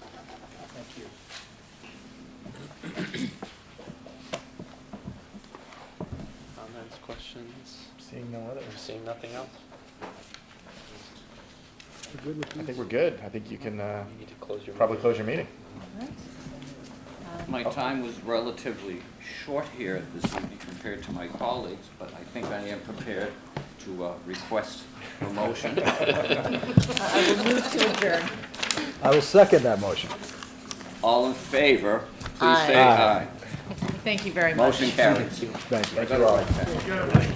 Mr. Chair, if I could just say one thing, I just want to thank you, your leadership, the Vice Chair's leadership, the members of FINCOM, for the cooperation and working with the municipal team.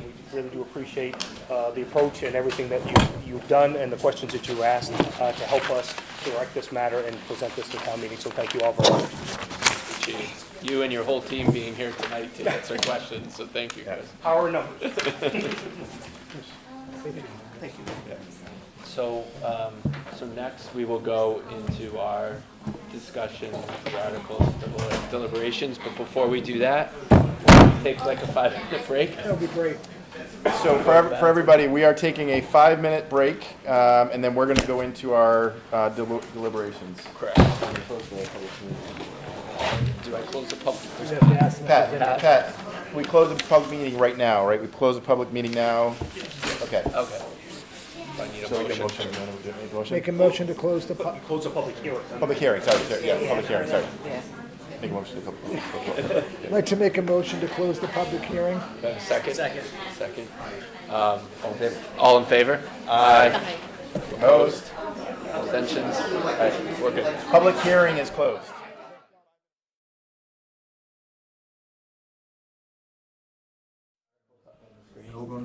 So just while we're getting that situated, so what we're going to do, for some of you Start, I gotta tell Evan. I've already told Evan. I think we're good. So just, because some of you are new to the process of how this works, and feel free to chime in if I missed something. We're gonna walk through each article. Mike and I are gonna rotate back and forth, so one of us doesn't have to read all of them. But we're gonna read the article, and then I will entertain a motion. So there could be a motion for the article. There could be a motion for indefinite postponement of the article. I'll get to that piece in a minute. Not emotion. Before you entertain a motion, you're going to ask for discussion? Yes, Absolutely. yes. And then we'll vote. When we do the vote, we will do a hands up vote. If it's close, I might call a roll call vote. Writing the articles, no, there's 11 of us. So your count should be out of 11, who votes in favor. But Allison's going to capture all that too, so she'll capture the numbers in terms of what each vote is. One quick thing on that. Allison is literally going to go around, so we are doing a hand vote. And so you put your hand up, leave it, and so Allison, why don't you go? Allison, you go clockwise So when so you'll look here and or you're gonna go alphabetical? How are you gonna do the votes? Because we're all raising our hands, but you're gonna have to go around and capture all of it? So we just have to make sure that we're, Well, if most hands are up, I if would everybody's just up, capture the no. that's fine. Mr. Chairman, Yeah. point of order, if I may. A roll call vote, you can capture individuals, but you don't have to capture the individuals. You can do a raw vote, 10 to 2, or whatever it is. Okay, so we could count. So that may save you some time. Okay, that's fine. Thank you. Appreciate it, Pat. All right, never mind. The question on that, how would you vote abstain if the hand up or down for yes or no? You would say abstain, yes. A good point. Yes, we can, and so if we're doing a verbal, all in favor, it could be an aye, and again, and then we could ask if it's close, we can just ask for a hand or something like that. And, there's already one article that Chris impacts him, so I'll just he raise has it to. Step out of there. Another point of order. So when you ask for a vote, you ask all those in favor. Yep. Count the number, any opposed, and then you can ask any abstention. That's kind of the proper way to do it. Try to do it the proper way. Been a few meetings. There we go. Sounds good. Want to start it up? Oh, should we explain how definite postponement works? Yes. Because we will have to deal with that. So in the event that indefinite postponement is recommended, the vote is a little different. Where indefinite postponement, voting yes for indefinite postponement is different than voting yes on a normal, on a normal article, where we are saying we're in favor of it. We are effectively saying yes to indefinitely postponing it, to removing it from the warrant, or our recommendation is indefinite postponement for town meeting. Voting no for indefinite postponement would then move it back, and we'd have to then bring it to vote. And at town meeting, they can override our indefinite postponement. That does happen on occasion. It did happen. It did happen. Did happen, Yeah. yeah. It did happen. Yeah. And that will come up. There are a couple of the citizen petition articles that I believe that we'll have discussions that may bring that up. Again, if you're saying yes, you want to consider it, and you don't think indefinite postponement, you'd vote no. That's where it gets a little tricky. Thank you. And Pat, I didn't butcher that, right? Anything you want to add? That I heard. Good. All right, let's rock. So you want to take us out of the out of the gate? All right, budget article 1 is fiscal year 25 budget adjustments by transfer. And this is to see if the town will vote to appropriate by transfer from available funds the sum of $192,000 to supplement the following fiscal year 2025 appropriations or take any action therein. And you can see the grid on the screen. It's related to snow and ice. Motion to accept budget Article 1. Do I have a second? Second. And then discussion. Any discussion? Call the question. Yes. No conversation All here? all those We're in going to favor? argue about transferring Aye. to snow? Come on. All those in favor? Aye. Aye. All those opposed? Any abstentions? Unanimous. We're flying. Nothing. All right, Let's get rolling, Bill. budget number 2, fiscal year 25 budget adjustments. Novocaine wearing off? Novocaine has wore off. Fiscal year 25 budget adjustments by appropriation, to see if the town will vote to appropriate by transfer from available funds the sum of $455,000 to supplement the following fiscal year 2025 appropriations, or take any other action thereon. And it is the police department salaries for $75,000, fire department salaries for $260,000, ambulance service / equipment for $120,000. And it then it shows in the grid the first two will be funded through free cash, and ambulance receipts will fund the ambulance services and equipment. Any discussion? No? Give a motion. Motion to recommend approval of Budget Article 2. Second. Is anybody second? Second. All those in favor? Aye. Aye. Any opposed? Any abstentions? 11 to nothing. Budget item 3 fiscal year '26 operating budget, which is in the materials you saw earlier, to see what sum of money the town will vote to raise and appropriate and/or transfer from available funds and/or borrow for the operation of the municipal departments and public school system for the fiscal year July 1, 2025 through June 30, 2026, as set forth in Appendix D of the Finance and Warrant Commission's report to the 2025 annual town meeting, or take any other action thereon. And we do not read Appendix D. That would take too long. Any open discussion? Motion? Go ahead. Motion to approve article, budget Article 3. Seconded. All those in favor? Aye. Opposed? Abstentions? Abstention. Abstention. Has to.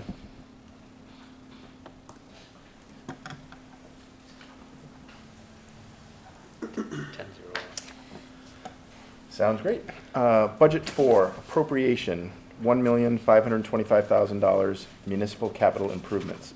To see if the town will vote to raise and appropriate and/or transfer from available funds the sum of $1,525,000 for the purchase, lease, or lease/purchase of the following capital equipment and improvements.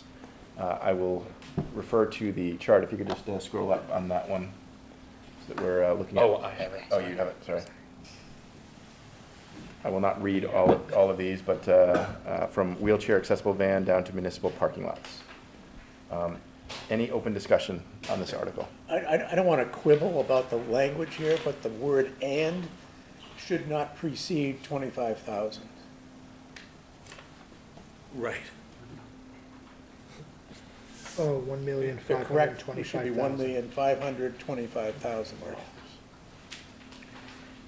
Corrected. But I don't know whether they want to make that change. I don't know if anybody cares, but just, So I'm gonna ask Pat, can we make a change to a stamped article? I believe the answer is no. I believe the answer is no as well. Okay, yeah, I don't think we can. okay. But for future reference. I 100% agree with you. I think the question is, would that call question to this article? I don't believe the answer is yes. By the way, that's the case with all the, Yeah, right. But I'll just take a moment right now to say that personally, I expect the proponent of each article at town meeting to address town meeting and justify why this article should pass. And it doesn't matter whether or not we voted 11-0 or a tie vote. And especially these capital articles, all the capital articles, like I said before, last year at town meeting, we had some controversy about people standing and saying, let's defeat this capital article because that will lower our taxes. That is a false conclusion. Whether or not we pass these capital articles or not won't affect the tax levy next year a single dime. And all these projects are needed, and they're all being funded by money we already have. So my view is let's fund them. Agreed, Chris. Appreciate it. Would accept the motion. Or more discussion. Mike? Well, and doesn't change. No, it doesn't. Okay, so. It doesn't materially we can change. raise it and we can move forward? Yeah. Yeah. I mean, it's the right Yeah, it doesn't grammatical change it. representation of the dollar amount, but yeah, it doesn't change it. And then it also has in parentheses the actual dollar amount, so if there was any question. Yeah. All right, motion? Second. No, yeah. Motion to accept Article Budget 4. Second.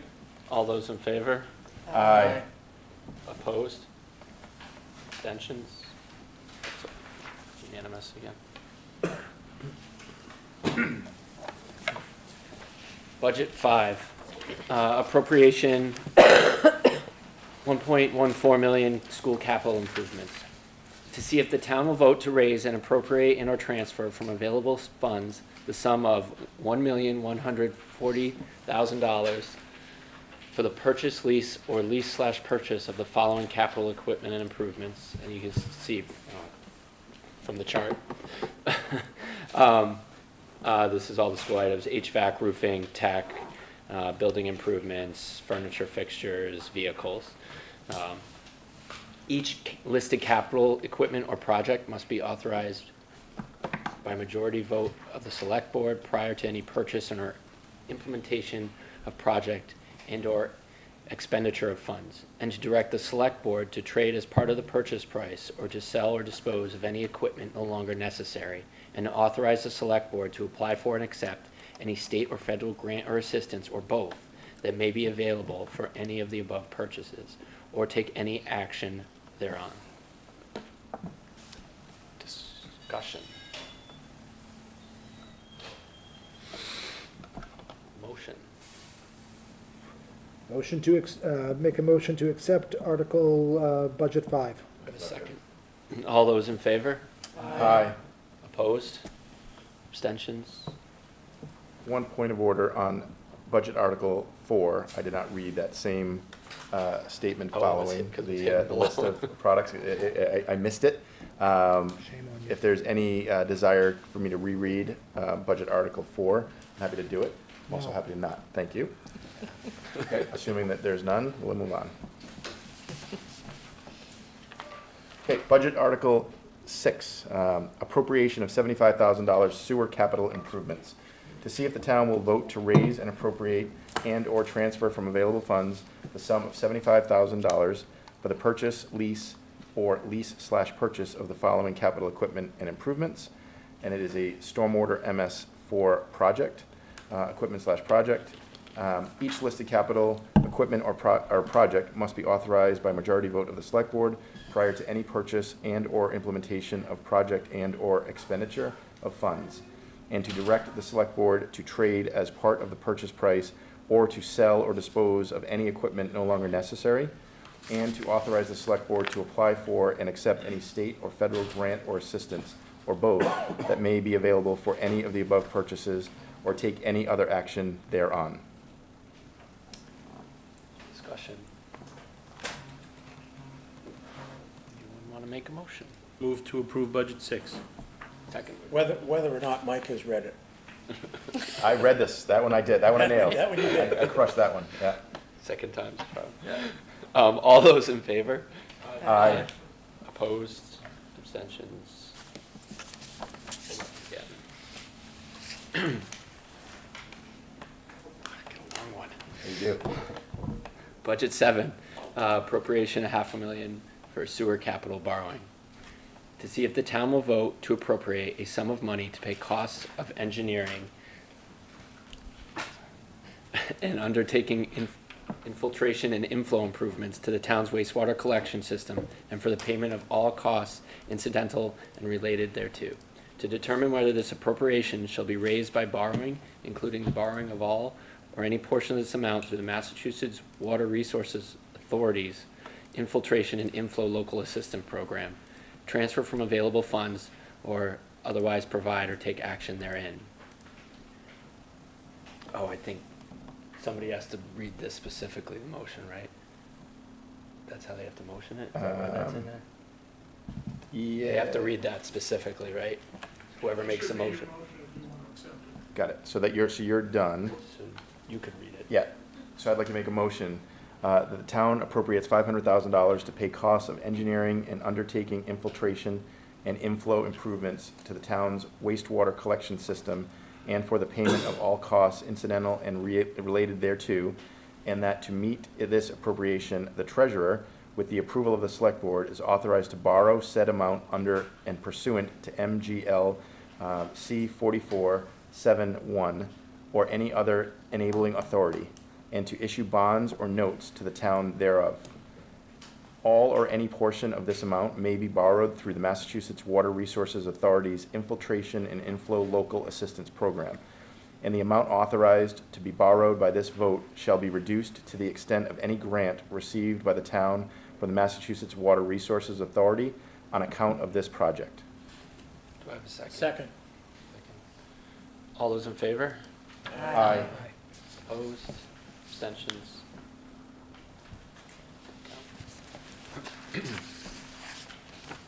I'm next. Budget 8, appropriation of $1,035,000, additional capital improvements. to see if the town will vote to raise and appropriate and/or transfer from available funds the sum of $1,035,000 for the purchase, lease, or lease/purchase of the following capital equipment, projects, and/or improvements. There are 3 listed: cemetery tractor, rescue upgrade and replacement, and fire truck replacement in the chart that you see below. Yep, you see that there. Good. Each listed capital equipment or project must be authorized by majority vote of the select board prior to any purchase and/or implementation of project and/or expenditure of funds, and to direct the select board to trade as part of the purchase price or to sell and dispose of any equipment no longer necessary, and to authorize the select board to apply for and accept any state or federal grant or assistance, or both, that may be available for any of the above purchases, or take any other action thereon. Discussion. I think my only comment would be this is a big one. The fire truck's really needed, so it's an important article. Motion? Motion to accept Budget Article 8. All those in favor? Aye. Aye. Opposed? Abstentions? Budget 9, appropriation 1.252 million, additional capital improvements. To see if the town will vote to raise and appropriate and/or transfer from available funds the sum of $1,252,000 for the purchase, lease, or lease purchase of the following capital equipment projects and/or improvements. So generator, library lighting, DPW garages, study room project, meeting room tech, and then the town school finance software. Each listed capital equipment or project must be authorized by a majority vote of the select board prior to any purchase and/or implementation of project and/or expenditure of funds, and to direct the select board to trade as part of the purchase price or to sell or dispose of any equipment no longer necessary, and to authorize the select board to apply for and accept any state or federal grants or assistance, or both, that may be available for any of above purchases, or take any other action thereon. Discussion.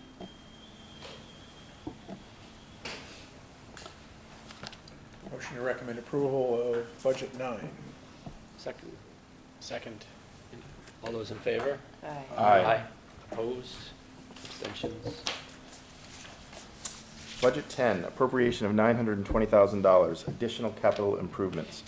To see if the town will vote to raise and appropriate and/or transfer from available funds the sum of $920,000 for the purchase, lease, or lease/purchase of the following capital equipment, projects, and/or improvements. There are 3 listed: Town Hall, let's go to the next one.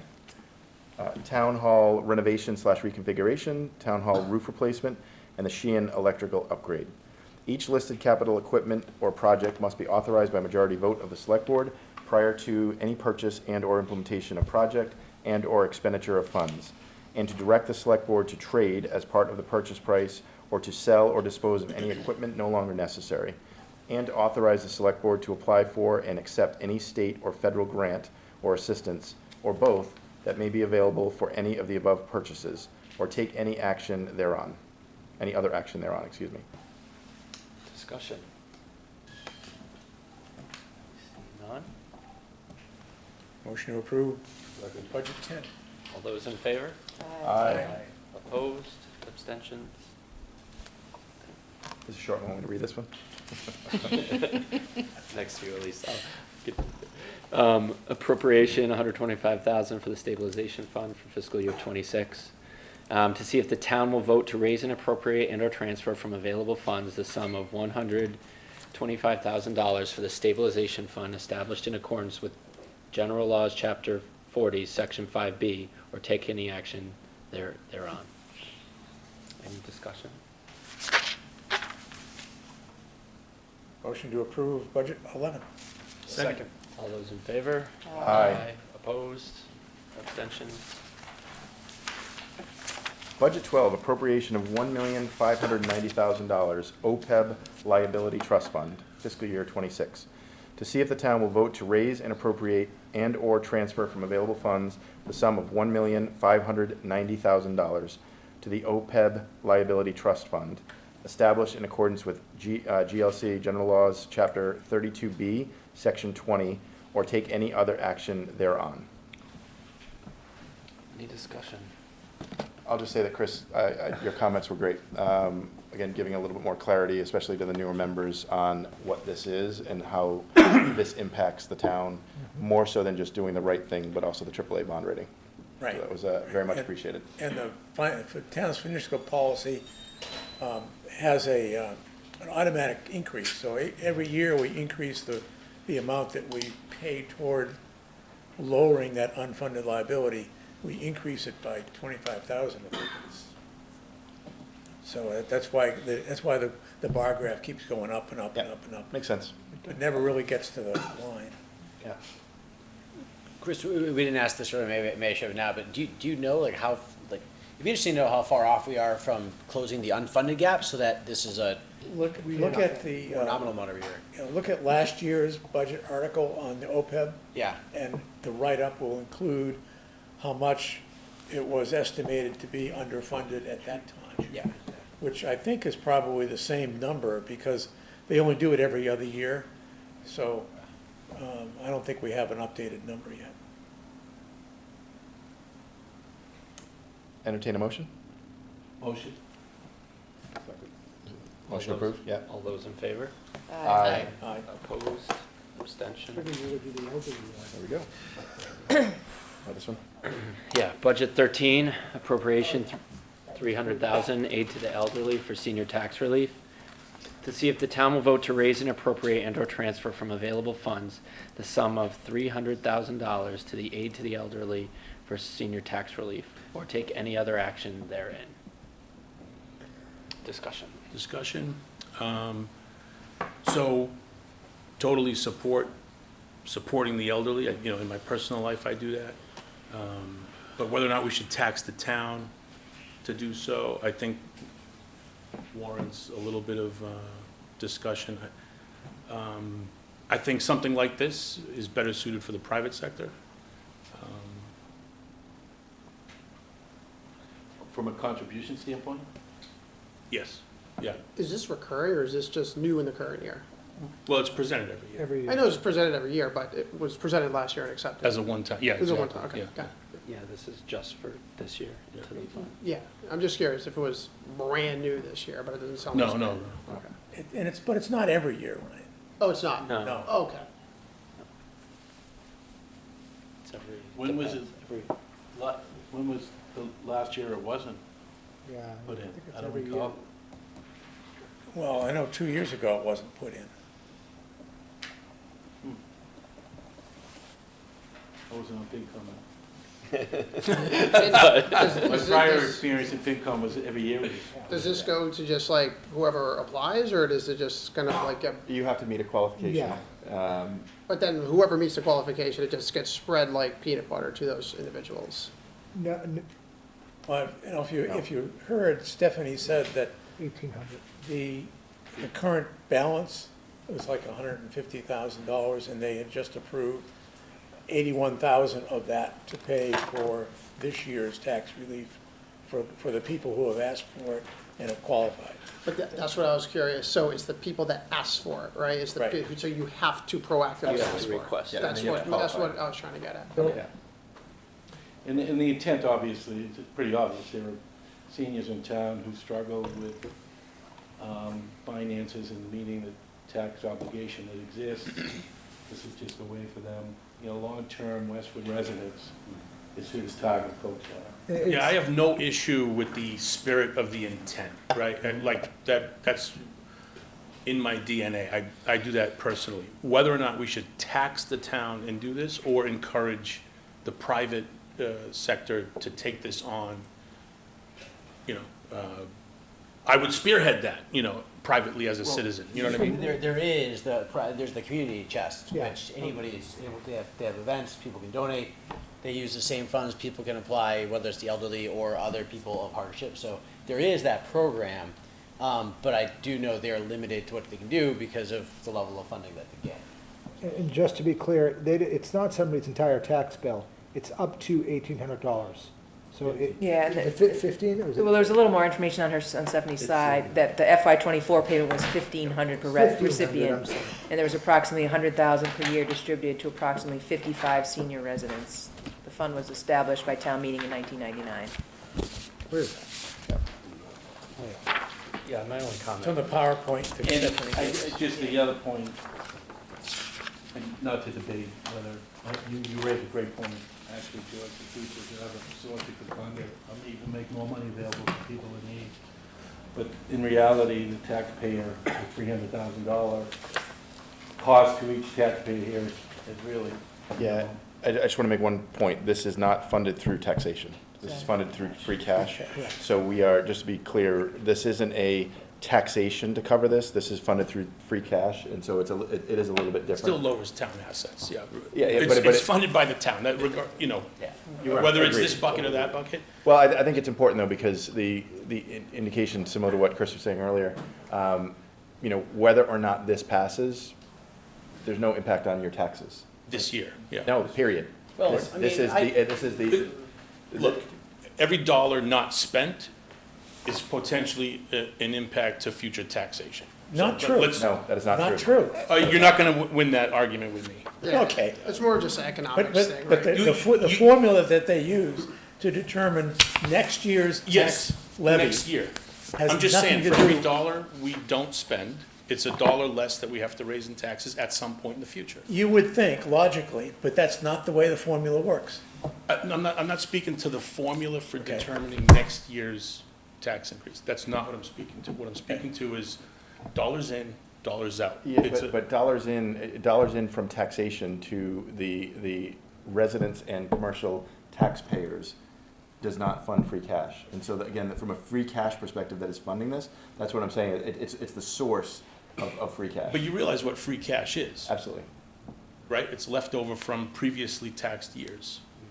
So it's the town's, Well, not entirely. Some of free cash is we could get grants from other sources. I'm just saying, the town has inflows and it has outflows. Right. I understand that there are different sources of inflows and there are different, you know, outflow destinations. I totally get that. Can I just, I don't want to put words in your mouth, but it's money that could be spent somewhere else. Or not spent at all. Yeah, I think I'm just offering a different perspective to just say that, let's consider the private sector handling this particular thing. It's not a service to the town, I fully support, you know, the intent.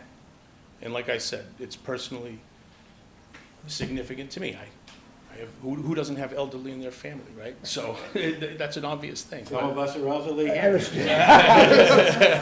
easy, Mike. And just to be clear, There's a conflict of interest. You're abstaining. And just to be clear, when you're saying private sector, you're talking donations to cover this. Just not town. Any other fund, any other way of funding this? Yeah. Well, historically, when the aid to, what is it called, the Aid to Elderly and Senior Tax Relief Fund was first established, it was a voluntary contribution. And then several years ago, I guess the town had some free cash, so they threw some free cash toward it. When was the year that we voted to approve the borrowing for the new Pine Hill School? 2 years ago. 2 years ago? Three. Yeah, it was Three? 2021. They included No. 300,000 that year 18. Right. as a, I'm putting words in the town's mouth, but as a concession to approving the borrowing type of thing. But it hasn't been every year. It was much earlier than that. I was thinking when they built it. So that is probably 2018, Yeah. 2018 or even 17. For what? Can we gain clarification on questions like that as we're deliberating? You've taken all your evidence, no. No, we can't. There we go. We're not allowed to ask you. George, thank you for raising that because of making us think. You want to ask? Yeah, I don't have any new points to bring on that. You can do that. We can ask you, you just can't ask us. I like that We way. can't, I know you do, George. But if you want a point of clarification Yes. with someone, you can ask that Yes. directly, Got but it. we can't participate. Perfect. Okay, that's good to know. Can I make a motion? Yes. I just want to make one more comment, because I haven't had a chance to talk. But to your point, I feel like 300,000 is excessive. If you're using 75K a year, why do you need to put 300,000 in it this year? So my feeling is it's too much. It's because we don't do this every year. So 300,000 this year, because we have the free cash available, next year we won't have to do anything. That would be the hope. But it maybe raises the point that we don't have the information for now, but at what point how often do they evaluate these types of programs? Because demographics change, the town changes, and in 3 years, is this $1 million, or do they change the demographics? So it'd be interesting to see what is the vision for the future of this program versus just blank check, yep, let's keep donating to it. Just, I mean, it's something we haven't really asked, in fairness, but. It's fair, it's challenging to have this conversation and ask these questions when we had the people here, Yeah, you know, yeah. not 45 minutes ago that we could have opened up. So again, I am, I'll say I am in favor of this. I think it's the right thing to do for our seniors. I think, again, the people that have put this forward have thoroughly vetted this. It's coming from free cash, so again, this is not increasing our taxes. So those would be my closing comments. Okay, motion? All those in favor? What did you, just be clear, what did you? Motion to approve. Okay. All those in favor? Aye. Opposed? Wait, you gotta count. I gotta see. Well, Then you want to do roll If you're call? approved, Yeah. just Yeah. hold your hand up if you're If approved. you're approving, hold your hand up. Count.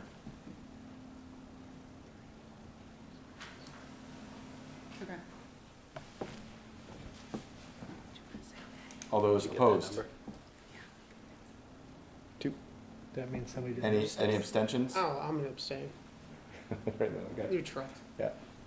All right, Switzerland. so Yes. 8 to 2 to 1.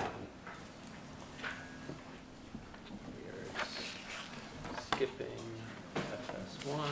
Yeah. On to select board 2. And me? I don't remember where we I think left so. off. Is it me? Yeah, I'll go anyway. Select Board 2, Home Rule Petition. An act to file a petition for special legislation to amend the town charter.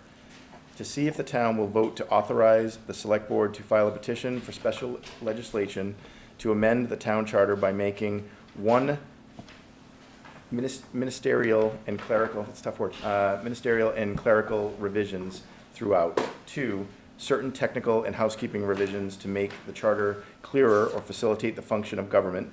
And 3, a limited number of substantive revisions, all shown in a document entitled Proposed Charter Amendments Recommended by the Charter Review Committee, as found in Appendix F in the warrant book and on file in the office of the town clerk, and also available on the Charter Review Committee's webpage at www.townhall.westwood.ma.us/government/boards-committees/charter-review-committee. With underlined text to be inserted and text to be deleted shown in the margins, provided, however, that the general court may make changes of form only to such bill without the prior approval of the select board, and further, to authorize the select board to approve such amendments as are within the public purposes of the petition, or take any other action thereon. It is. Any discussion?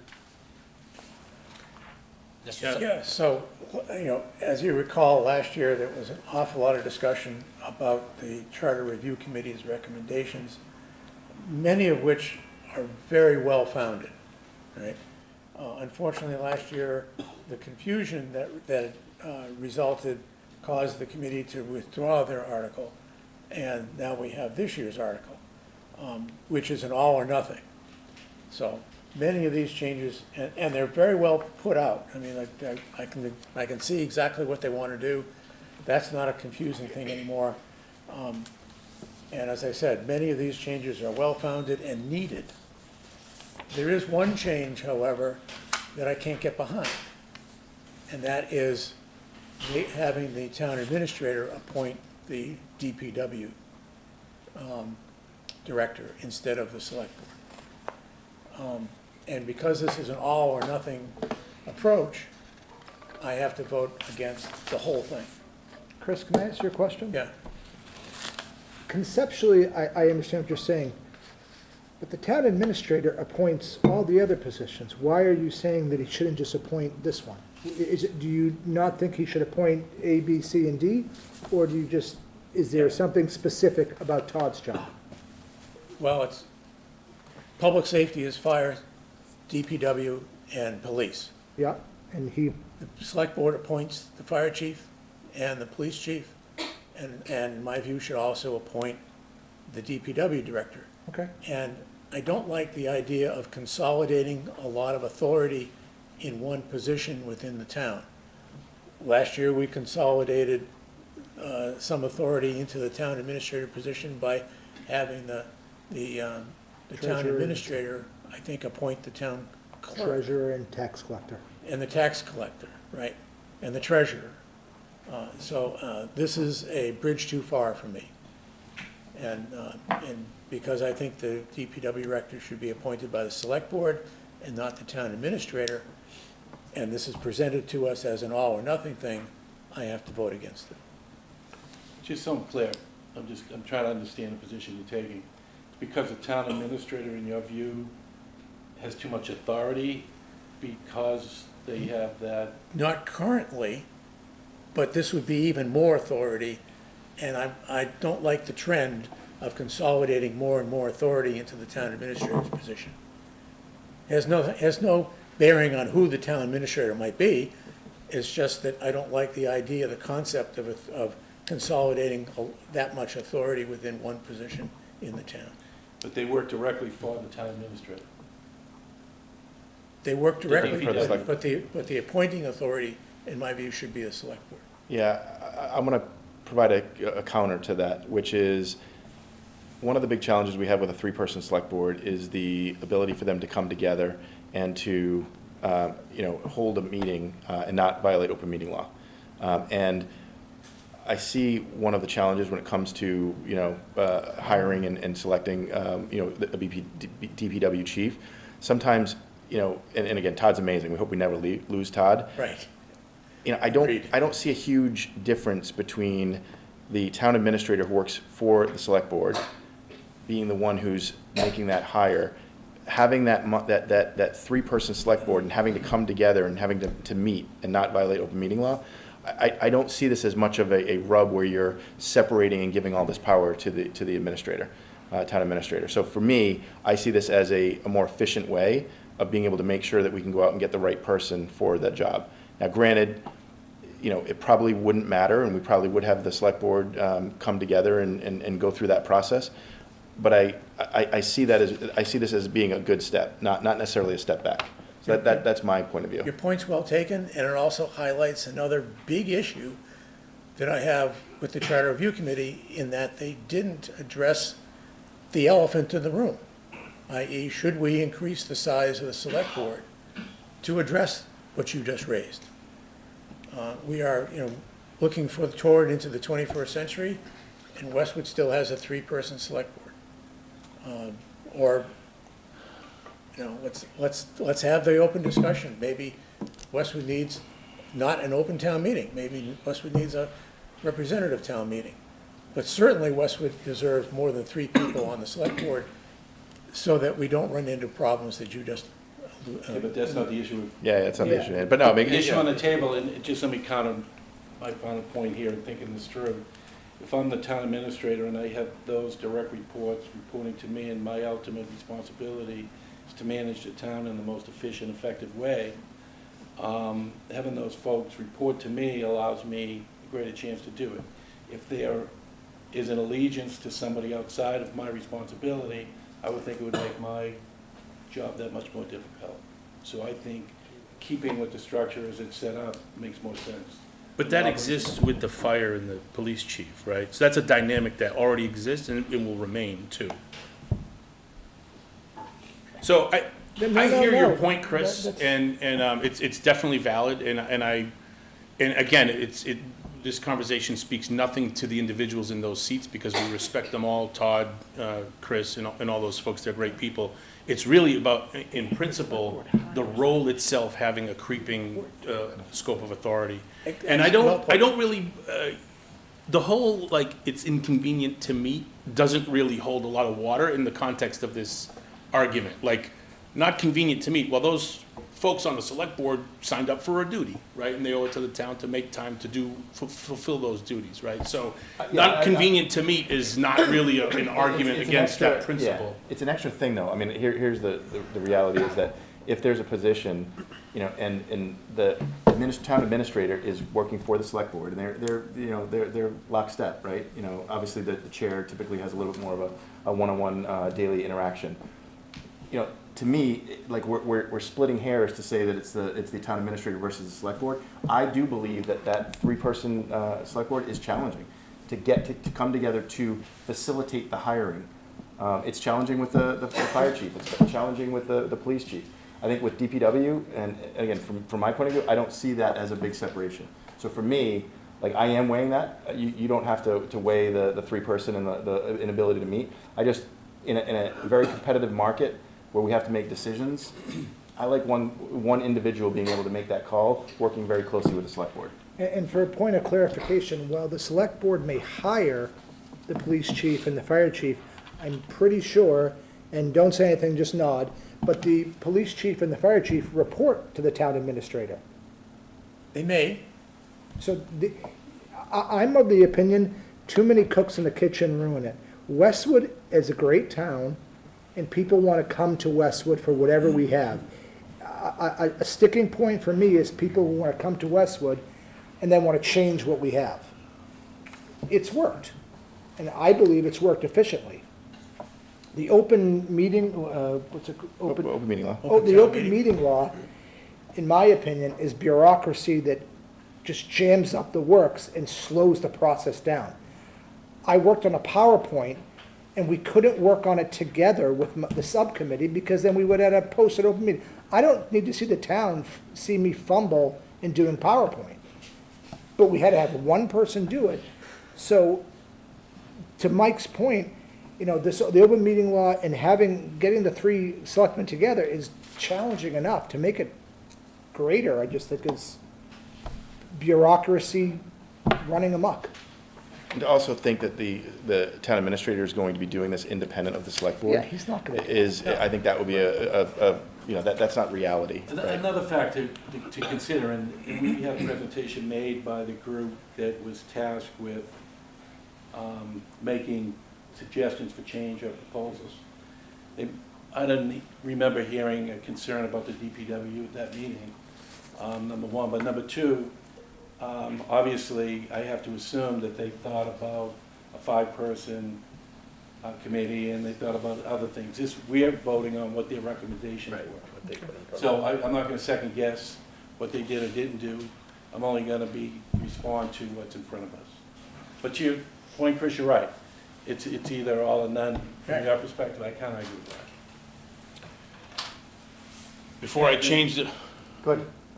were you going to elaborate more no. on Chris's? No. Okay, so I know there are a lot of new folks on the commission, and so there's another element in the charter review proposal that was raised last year. So the quorum aspect, where the quorum the proposed change suggests that the quorum doesn't necessarily need to be held throughout the entire meeting. It only needs to be achieved at the start of the meeting.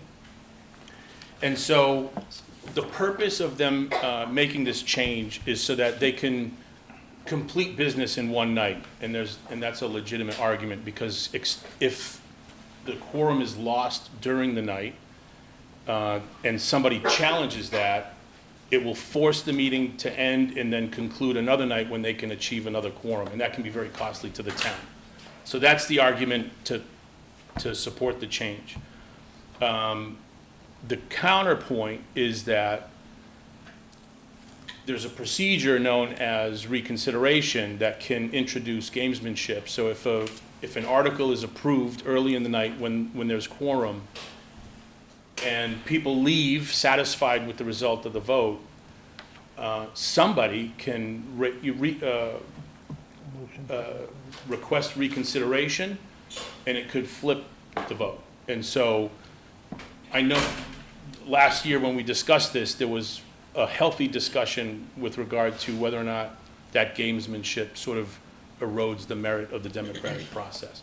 So I wanted to present both sides to you in a fair manner, just so that you can understand that little bit of controversy with that specific edit. Typically, is it fair to say, though, on some of the more controversial articles at town meeting, that they would move for reconsideration immediately after the vote on it to avoid that situation where somebody later in the evening moves for reconsideration? That is a strategy that exists. Whether or not people exercise it, it doesn't always happen, right? So, but yeah, it is a strategy, so. Yeah.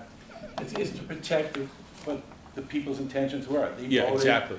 Keep Yeah. it where the vote was, and it avoids any potential problems afterwards. So- I just wanted to make sure that the folks who are new on the commission and didn't have the benefit of hearing that discussion last year heard it now. Yeah. I'd like to ask Pat for some guidance on this. So, about 15 years ago, we changed the charter, so that if someone makes a quorum call and we close town meeting, you can't reconsider an article past the first night on the second night. Because there was a situation that occurred where there was someone who was not going to pass something they were in favor of. Things were starting to thin out, it was late at night. They made a quorum call with the intention of trying to pack the hole the next night. It didn't work. This is when I was on the select board, so dinosaurs roam freely in the town. And we changed that to prevent that kind of injustice. Yeah, there's lots of gamesmanship opportunities in these processes. I'm simply laying it out in the way it was discussed last year, and I'm trying to represent it fairly. So if anybody was here last year, Oh, you represented it and I didn't represent it You did. fairly, feel free to. Spot on. It's spot on. From my point of view, there's gamesmanship that can be enacted regardless of what we do here. It's just a little different. I believe that this is the right step for the town, this particular change. I thought the Charter Review Committee did a phenomenal job in explaining it to us. Again, and there will be people that oppose it, but I think it's the right thing to do. I think it is the right thing for the town. I will say that the open meeting is the purest form of government that I know, and I think this makes it a little cleaner for the town. Motion to approve? Do I have a second? All those in favor? Aye. Oh, sorry.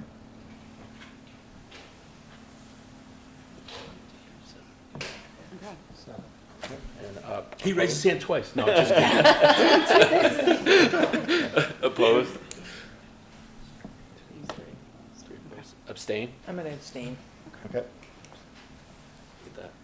here we go. You're up. Wow, that was good. It's a really short one. Select Board 3. Sorry, Bill, Oh, hold sorry. on 1 second. Yeah. That was, home petition, that was Select Board 2. was it 731? 731. Oh. I'm writing it up so I need to make sure. And we'll send out afterwards. Okay. What the vote counts were. We'll Yeah. send out that sheet so everybody has everything. And the beauty of Westwood Media Center, one of the many beauties of Westwood Media Center is that you will be able to, when you're writing your, the article up, you'll be able to go right back to the video and you can watch all of the iterations, so it's pretty valuable. Select Board 3, local option acceptance of MGL Chapter 203C, the prudent investor rule. To see if the town will vote to accept the provision of MGL C 44, Section 54, B, C, and D to allow town trust funds to be invested in accordance with MGL C 203C, the so-called prudent investor rule, or take any other action thereon. Discussion? This brings us into the 21st century. Yeah. Yes. Barely. Motion. Motion to approve? All those in favor? Aye. Opposed? Abstentions? Okay, let's see. I am number 4. Yeah. Oh, no. Number 5, good. Yeah, we're on 4 now. Yeah, so Select Board 4, to accept Clause 22J under the HERO Act, Veterans Local Option, to see if the town will vote to accept the provisions of MGL Section 59, C59, Section 22J, which authorizes an increase in the amount of exemption granted under Clause 22, Clause 22A, Clause 22B, Clause 22C, Clause 22E, and Clause 22F by 100% of the personal exemption amount, subject to the conditions of Clause 22J, to the effect for applicable exemptions granted for any fiscal year beginning on or after July 1st, 2025, or take any other action thereon. Discussion? Just, which one are we doing on? We are Select Board 4. The Veterans Local Option. So it's at, We've. Okay, yes, I'm sorry. Yeah.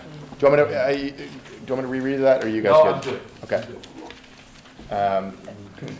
Any discussion? Again, I'll just go on record as being a very, very strong proponent of this article. I Motion. think this is the right thing. Motion to approve Select Board Article 4. Second. All those in favor? Aye. Opposed? Abstentions?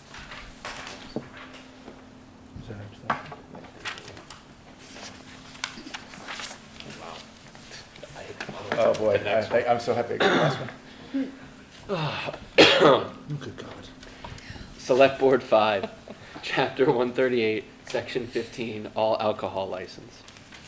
To see if the town will vote to authorize the Select Board to petition the General Court to grant licenses for the sale of all alcoholic beverages to food stores with a retail floor area of 20,000 square feet or more, as follows, or take any other Mr. action. Chairman, a point of order. Yeah. I move that since everyone has this in writing, that you won't have to read it. I second. I love that idea. If we have to go, if that's in favor of that, I'm in too. So point of clarification, we can avoid reading. Yes, you can reference the document Okay. so that it's clear in your motion. Great. Thank you, Chris. I was going to say it earlier, and I said, There you go. Well, why didn't somebody tell me when I had the long ones? Let's just. This is This is a really long one. I'd like to, I'll go ahead. I'll make a motion to approve Select Board Article 5, Second. Chapter 138, Section 15, all alcohol licenses, as written in the document in front of us. Why was there no discussion? Oh, discussion. Oh, we opened, I thought there was no discussion. Oh, I'm sorry, I was waiting for the discussion thing, I was reading it. Oh, okay. I want to discuss this one. floor is yours. Thank you. Floor No, for discussion. and maybe I missed one. At one point, this was for 2 licenses, it says 5. Was that a change that I missed in one of the meetings? Currently, there are 2. Currently, there's only 2 stores where this is applicable for. Yeah, that have more than the 20,000 square feet. Yeah. So, And that's where I was referencing the 2. I guess I take a small issue with sort of the intent behind this, partially because we went all the time last year rezoning various things. Part of it was supposed to be for economic development. Like, we have the stretch on 109 here that was rezoned for multi-use. I would assume that the goal is to drive some more commercial business, small businesses, tax revenue. This doesn't drive tax revenue. This is specifically, and this is maybe my assumption from when the presentation happened, but one of the large food retailers said, we want this, and they wanted to make sure it was applicable for both, and that was it. It feels exclusionary to potential small businesses. I don't know why they put the provisions to make it a specific food store, 20,000 square feet, which is kind of large, for some of the other areas where we're trying to, I would assume, get more economic development in town and businesses in town. So it feels exclusionary to say, let's do this for the big boys, and everybody else remains excluded from, and this is, I mean, and I take this as, forget the alcohol piece of it, but just any of these types of articles, like why are we being so narrowed versus enabling it for business development in town? So I don't take issue with, allowing malt beverage alcohol sales at like Wegmans and Roche Brothers, but I take issue with the fact that they're limiting it to this degree. And honestly, in my opinion, passing this just sets that precedent, and Seems odd to do that when we want to see developments in other parts of the town, but that can't fit this kind of a building. Whether it's this type of business or not, this is a weird precedent to set. Yeah, I believe Nora kind of touched on some of the reasoning behind the space requirements and in order to pull this off, the space that you need. That I think that was the general talk track. But I didn't follow that. Like, there was no real need for the space. They made it exclusionary, so only the largest ones in town can do it. I mean, I think one of the discussion, if I recall, was gas stations. Smaller square footage, making available wine and beer there, licenses, open it up to them. I think was a decision not to, and I think maybe that's what the space. Yeah, and targeting Wegmans and putting them on equal footing as Roach Brothers, I believe was E10. Yeah, and if there's a reason that they want to continue to exclude beer and wine sales in specific gas stations in town, and they extend that, do that. But exclude, don't draw it up so that you've excluded everybody that beyond that. It's the size limitation makes this very exclusionary. Beyond if you, for some reason, I don't know why they'd want to exclude at this point. If we're to go down this path, then to have the conversation, do you want to open up beer and wine sales to other smaller convenience versus, again, we only enable it for the largest 2 retailers in town. So in reading this, again, there are 5. We're opening up 2 additional for an all alcohol. Well, there's 0 today. Yeah. Understood. The max limit of 5, but there's 5 today. So there are 5 beer and wine. 5 beer and wine licenses, and so that doesn't only include the big 2. That includes again 3 others. So that would be High Street. What was High Street Market? It would include Lambert's and the Neroli. There we go. The Neroli Marketo. So those are the 3. So this is adding full alcohol to the 2. To the 2. And the limitation on space, I think, again, from what I took from Nora, is they are equipped to be able to do it, and so that's where they came to us. So again, whether you believe that or not, that's kind of the genesis from what we were told to be able to actually pull this off. They had a space limit of 20,000 square feet. That was their determination of how a business would run, which is for a business to decide. But it's for a business to decide if they have the license. The town is the one that is providing those licenses. It's just we're structured to limit to prevent anybody else. And that's my main point is. But it's structured to limit. I feel that's my concern is. Well, I think on the sizing, wasn't there something on the percentage of the store that could actually be liquor, and that was one of the elements why the small stores couldn't probably support it? Yeah, that's the real issue, because I think the town doesn't want a solely store. dedicated liquor store. Yeah. So we're either behind that or we're not behind that, and if we're not, if we're behind that, then this makes a little more sense. Like, But if we're, I'm making up the number, 70% of the store has to be grocery items, right? And so in order for them to put that in, I think that was part of the reason. Yeah, I'm saying they could have done that exact same requirement without the 20,000 square foot limit here. They could have done the same wording, used the same methodology, open up the same type of mixed use, also food, not liquor only businesses. And if they didn't have the space for it, it's on them, it's their decision, but they could have done that exact same thing without the space requirements. And that, it just makes it, in my opinion, exclusionary, which is why I dislike it. I think that's purposeful. Let's not forget, not too long ago, at least in my frame of reference, not too long ago, Westwood didn't allow any liquor sales. right. No, again, I'd be all for this. Like, if I want to host a party, I have to drive to Medfield. So I'm all for it. I wish they'd used the same language that they did for for the current beer and wine sales, versus kind of setting this precedent that we are going to do something, just for the big guys. This is what makes FinCom so great, having these conversations, seriously. I mean, that, again, is the valid point. I think we are restrictive by only offering 5, right? And we are expanding that to 2 of those 5 will now be full alcohol. So, I mean, any more discussion on this?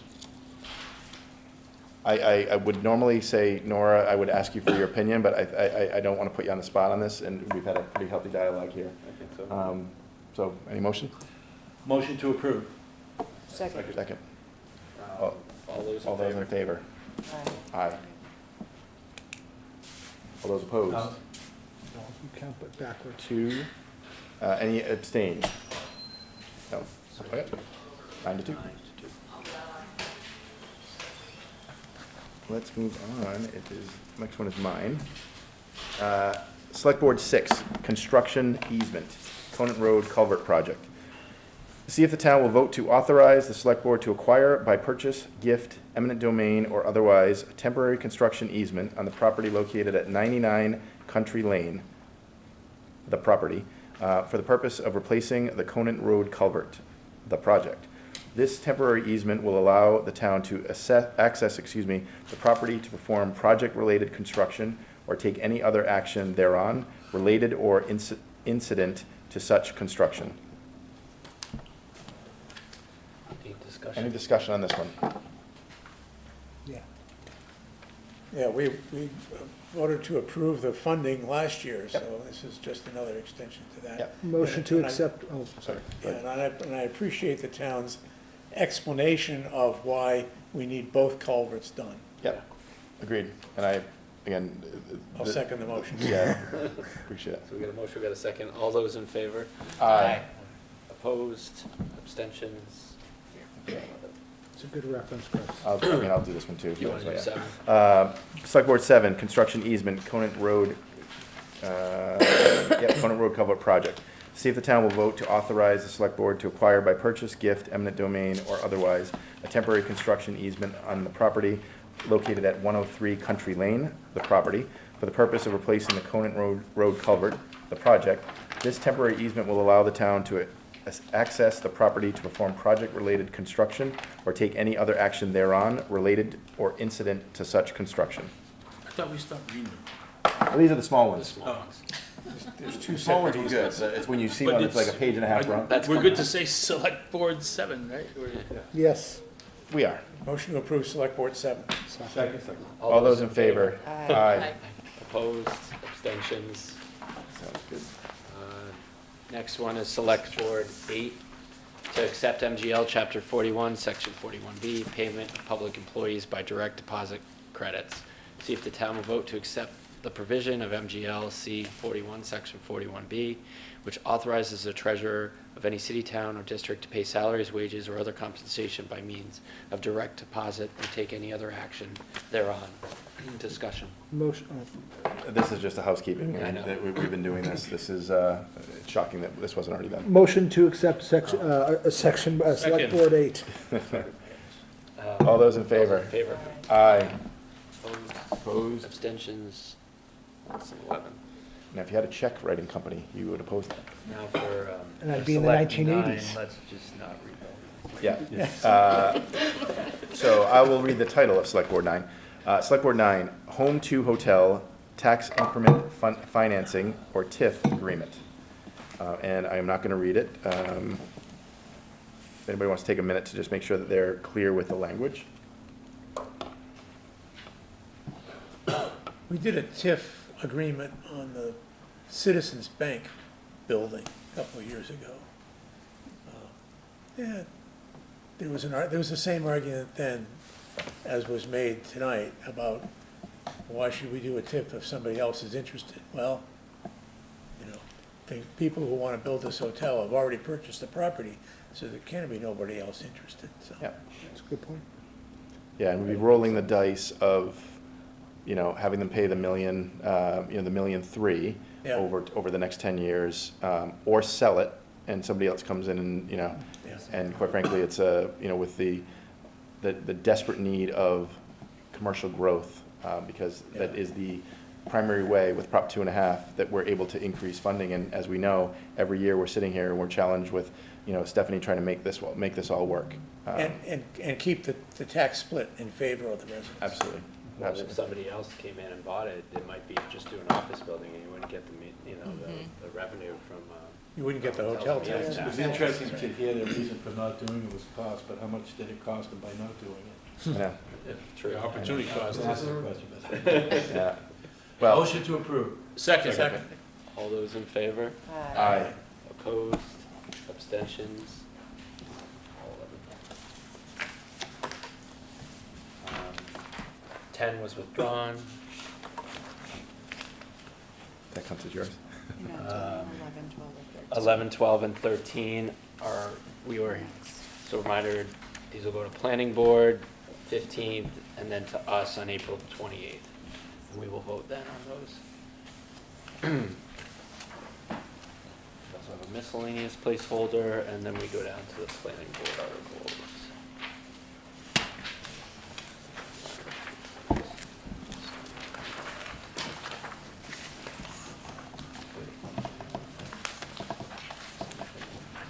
Planning board 1, yeah. And these are definitely, we will, right, okay. So planning board 1, zoning bylaw amendments relative to accessory apartments. I'm going to read the top, and then I will not get into all of the detail. To see if the town will vote to approve certain amendments to zoning bylaw section 8.5, accessory apartments, and related sections of the zoning bylaw that reference accessory apartments as follows, or take any other action in relation thereto. So it is all broken down here. If anybody wants to take a couple of minutes, we all have this information, but if you have any, We all have the final version Yeah. that Nora handed out, which might be slightly different than what you'd seen previously. so any, while people are reviewing, any discussion on this article?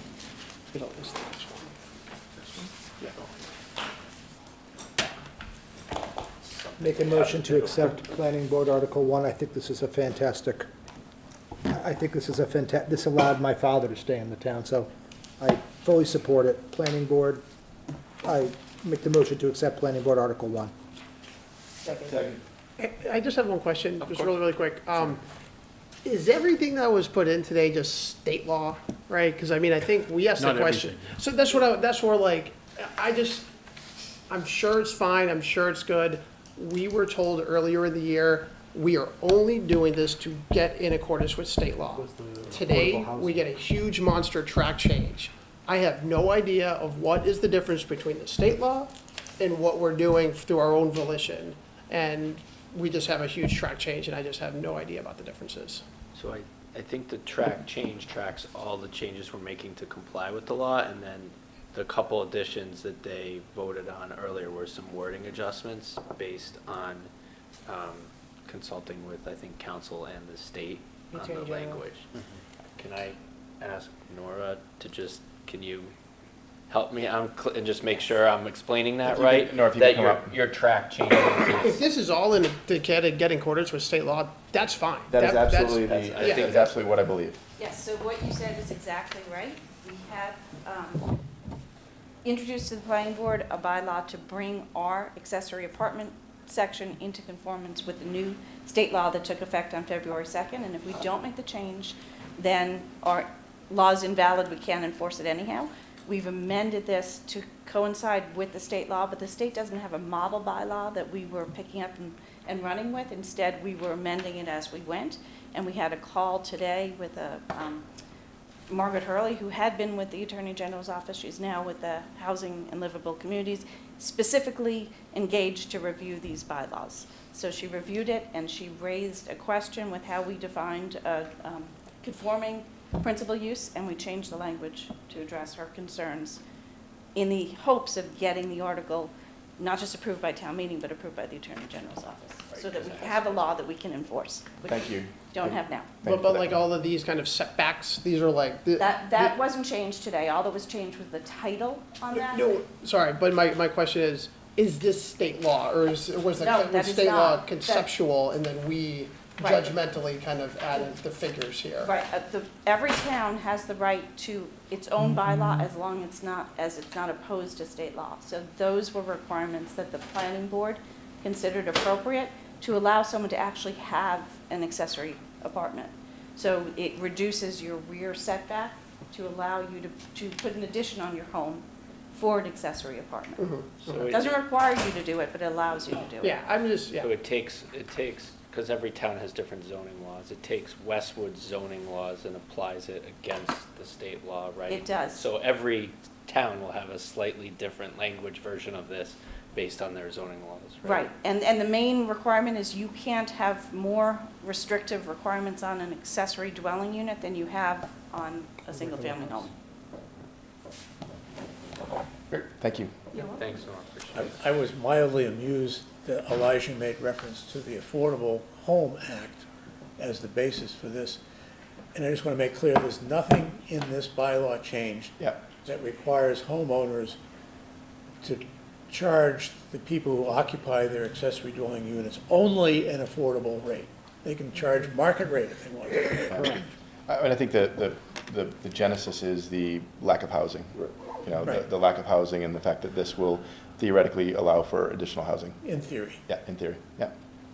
It's a motion and a second already. Motion and second already. All those in favor? Aye. All those opposed? Abstention? Abstention. Okay. All right. Any more two? I'll go. I'll do. Planning Board 2, zoning bylaw amendments relative to affordable housing. To see if the town will vote to approve certain amendments to zoning bylaw section 2.0 definitions and related sections of the zoning bylaw that reference affordable housing or affordable dwelling units as follows, or take any other action in relation thereto. I'm not going to get into this because this is a redlined, very long write-up. This is not new, nothing has been changed here. Nothing changed since we saw previously on this. Yeah. Without asking for motion, let's discuss this one.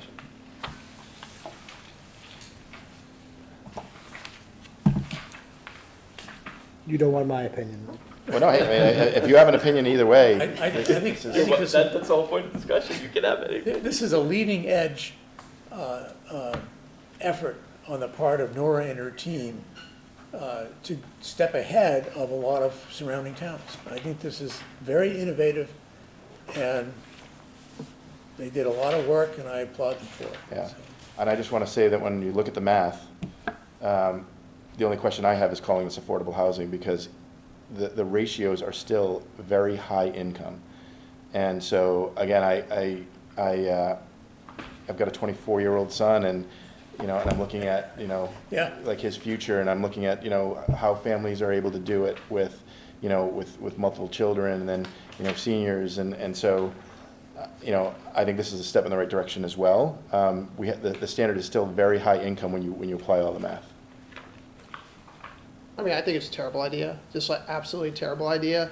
We are a town that considers ourselves up there with your Wellesleys, with your Lexingtons, with your Needhams. Where all this is doing is lowering the standards for entering the town. It's going to lower our housing values. Yeah, I'm not sure, a town like this would be a target town for a 24-year-old coming out of college, right? I mean, I think back to when I was 24. Of course, I'm talking about his future. I'm not talking about now. As you and I have we have both 24-year-olds. We do. This is not the town for them today, but in the future and with their families, that's what I'm talking about. I think it provides for diversity into the future. Diversity from an economic standpoint includes teachers, includes police officers that are being hired. That gives them an opportunity to enter the town that otherwise wouldn't be made available for them unless these opportunities existed. So when she stretched out the income levels in a way that, to your point, made it more difficult for somebody has to have a real job and a real source of income to qualify. And so I think targeting people that help support this town, educating our children, protecting all of us, I think it's a benefit. This is a personal opinion. I'm not speaking on behalf of any group or anything, but I felt that when this was brought up a few years ago at town meeting, there was a scare again, this is my opinion. I believe there was more of a scare tactic saying, we have to do it, we have to do it. The state's gonna come in, they're gonna take over if we don't vote it. And I understand that by the letter of the law that happened, and I'll say the same thing I said at that meeting. That's why lawyers get paid the big bucks. There are plenty of towns that did not do this, that went to battle with the state and won. You're talking about the MBTA. Talking about a totally Yeah, different but it article. is a part of affordable housing. While you can separate it well, you can call the cake a cupcake, or you can call it coffee cake, it's still a cake. Absolutely. I- Mumford is absolutely not part of affordable Mumford housing. allows affordable housing in No, it's not. the Absolutely zone. not. I 100% MBTA disagree. zoning- We will have to agree to disagree, and as I said, this is my opinion, and I'm just speaking on that. You can look at the zoning law. The Mumford zoning had nothing to do with affordable housing. But if we increased our affordable housing in the town, we would have been in compliance. No. No. Not at all. That's not right. No, affordable housing is a ratio when you're building these units. You have to have a certain number of inventory That's true. based on the available, it's a pretty straightforward equation. We still have that. We still have to adhere to those But there are standards. some town- Mumford is around having, it's for a shortage of housing. And so it's putting housing around your MBTA stations. And when we added the housing, we had to have a certain percentage that had to be affordable. Of course. Well, one addresses development, the other one addresses pricing, right? So we're talking about rent, it's like. Rent control. Yeah, without using that term. It's Yeah. availability. So for my I will opinion is the consent to government that, should not yes. be controlling prices. And this is not because you reversing, can't just like, you're change only one gonna thing. build onto this year over year over year. So if you have affordable housing, percentage-wise, and you start building, apartment complex here, apartment complex there, apartment complex here, you're adding kind of that affordable housing at 30%, and that's not going away. Like, that's staying here in perpetuity. So, I mean, I just want, just to make sure everyone's aware, like, that next year, the year after that, the year after that, you can bleed in additional, other, lowering the standards. No other town is doing that. Whether you could call that innovative, you could call that bad judgment, right? So, Are you saying that the standard of which you kind of look at this town is based on the amount of money somebody makes? I'm saying that your housing value is tied to the people in the town. And not necessarily how much money you make, but People in the town are defined by how much money they make? no, I'm saying that your housing value is tied to, I would say, the people in the town, your housing, whether you're a single-family house, whether you have a lot of units, whether if those the people in the units get rent control or they don't get rent control, it's a bigger economic pie. So I'm not saying like the town is based on that one sole factor, but it is based on that, that is a factor. Can I just share, there is a precedent. Yeah. I'll use Chase Estates as an example. 30 years ago, new development, I don't know how many homes were built. They Mark had, Nor does. and they had income levels there, they had opportunities for people who, for the last 30 years, have contributed to this town in a very positive way. And it has not taken the value of properties, not only in that development down, but, overall town. Look at where we are, we just keep going up, up, up. So, I understand what you're saying, I can appreciate it, however, I think we have to consider, we talk about our children coming in and having places in this town for them, and I think that will balance out in the long term and make this town even better. I disagree. I mean, I lived in an semi-affluent town in Georgia. When I came up here, I was not affluent. I started in Norton, Norton, Mass. I bought my first house over there. I saved up, for 7-8 years until I could afford here in Westwood. I mean, that's simply kind of supply and demand and working hard and getting to like the town you want to live in. And that's, the kind of the broader economic, I'd say, just fact pattern I think any person should go through to get to a town like this. It shouldn't necessarily be, hey, let's provide further rent control to stay in the town. This doesn't increase the percentage of a development that has to be, quote, affordable, unquote. It just manipulates that small percentage a little way to make it a little bit more accessible to other people. It provides opportunity that otherwise wouldn't exist. So to your point. I So hear start you. somewhere else is what you're suggesting, work your way up to get here. Yeah. Well, that's one route, and this is a different route, another route. That's Yeah. it. And I just say, this is an interesting conversation. I'm not saying I agree with what I'm gonna say, but, I realize now that after last year with all the controversy around the Mumford stuff and the state mandated, we decided to pass it to some of the points that was meant to ultimately increase the number of available units overall for the town, which has a ratio, that was mandated for the number of affordable units. And that just passed, and so some of that development was kind of already happening anyways, but it hasn't had a chance to get through. And so from a timing and perception or not perception, but I can understand maybe some of the concerns of now passing a motion like this directly after we had just made that change and we haven't had the few years for the development of that to take hold, because that is meant, there would be an increase to units and affordable housing units with all the Mumford stuff. Again, I'm not saying I agree with that, but I understand, especially maybe it's poor timing to do this directly after kind of that controversial piece. I would argue it's the right timing because you have these units coming online. I totally hear what you're saying, but your point is give it time, let's assess, let's see the impact of, let's say, Everett Street, the Everett Street development. Is that kind of what you're? I'm not even saying I say that. I'm saying I'm just now realizing we didn't have this conversation earlier of the impact of this 1 year after passing the Mumford stuff. This is going on in practice today, in certain situations, right? Because it has to go before planning board, like the tumble bus lot, But this being development of these new Mumford. Yeah, but also what we're talking about in terms of this zoning article, in terms of changing the percentages, that already is going on today for individual projects. It went on for Everett Street.